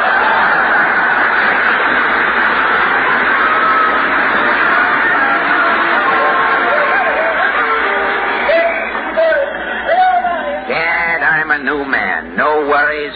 Dale Carnegie certainly cured me. I must remember those slogans. Don't try to saw sawdust. Don't let the Beatles get you down. When fate hands you a lemon, make a lemonade. Well, I guess I'll get my Ford and drive home. It's parked right over here. Hey, you. Yes, officer? Is this your car? Yes. Isn't she a beauty? You're in a no parking zone. You're in front of a fire plug. You're heading the wrong way on a one-way street. I know, officer. You and me are going to court. You can't worry me, officer. Thanks to Dale Carnegie, I'm cured. Look, you. Don't try to saw sawdust, officer. Don't let the Beatles get you down. Sawdust Beatles, hey, come here, you. Officer. I'm tearing up your ticket. Gosh, it works. My worries are over. They sure are. I knew I wouldn't go to court. You're right. You're going to Bellevue.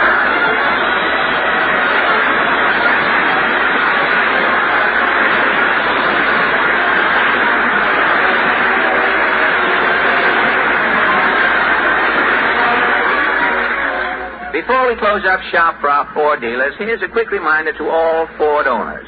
There was a lot of safety built into your Ford, and you can help keep it safe and smooth running. Whenever your mechanic tells you a new part is needed, be sure he uses a genuine Ford part. Ford parts are precision-made to fit right and last longer. For more pleasure in fall driving, have your Ford safety check this week. Next week, our guest will be Dr. Rockwell in his first radio appearance of the current season. Thank you and good night. Don't forget next Sunday night, tune in Fred Allen and relax.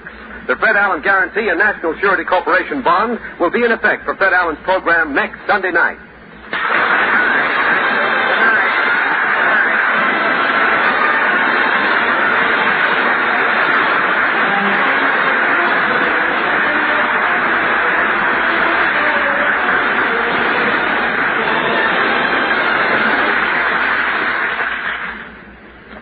This is NBC, the National Broadcasting Company.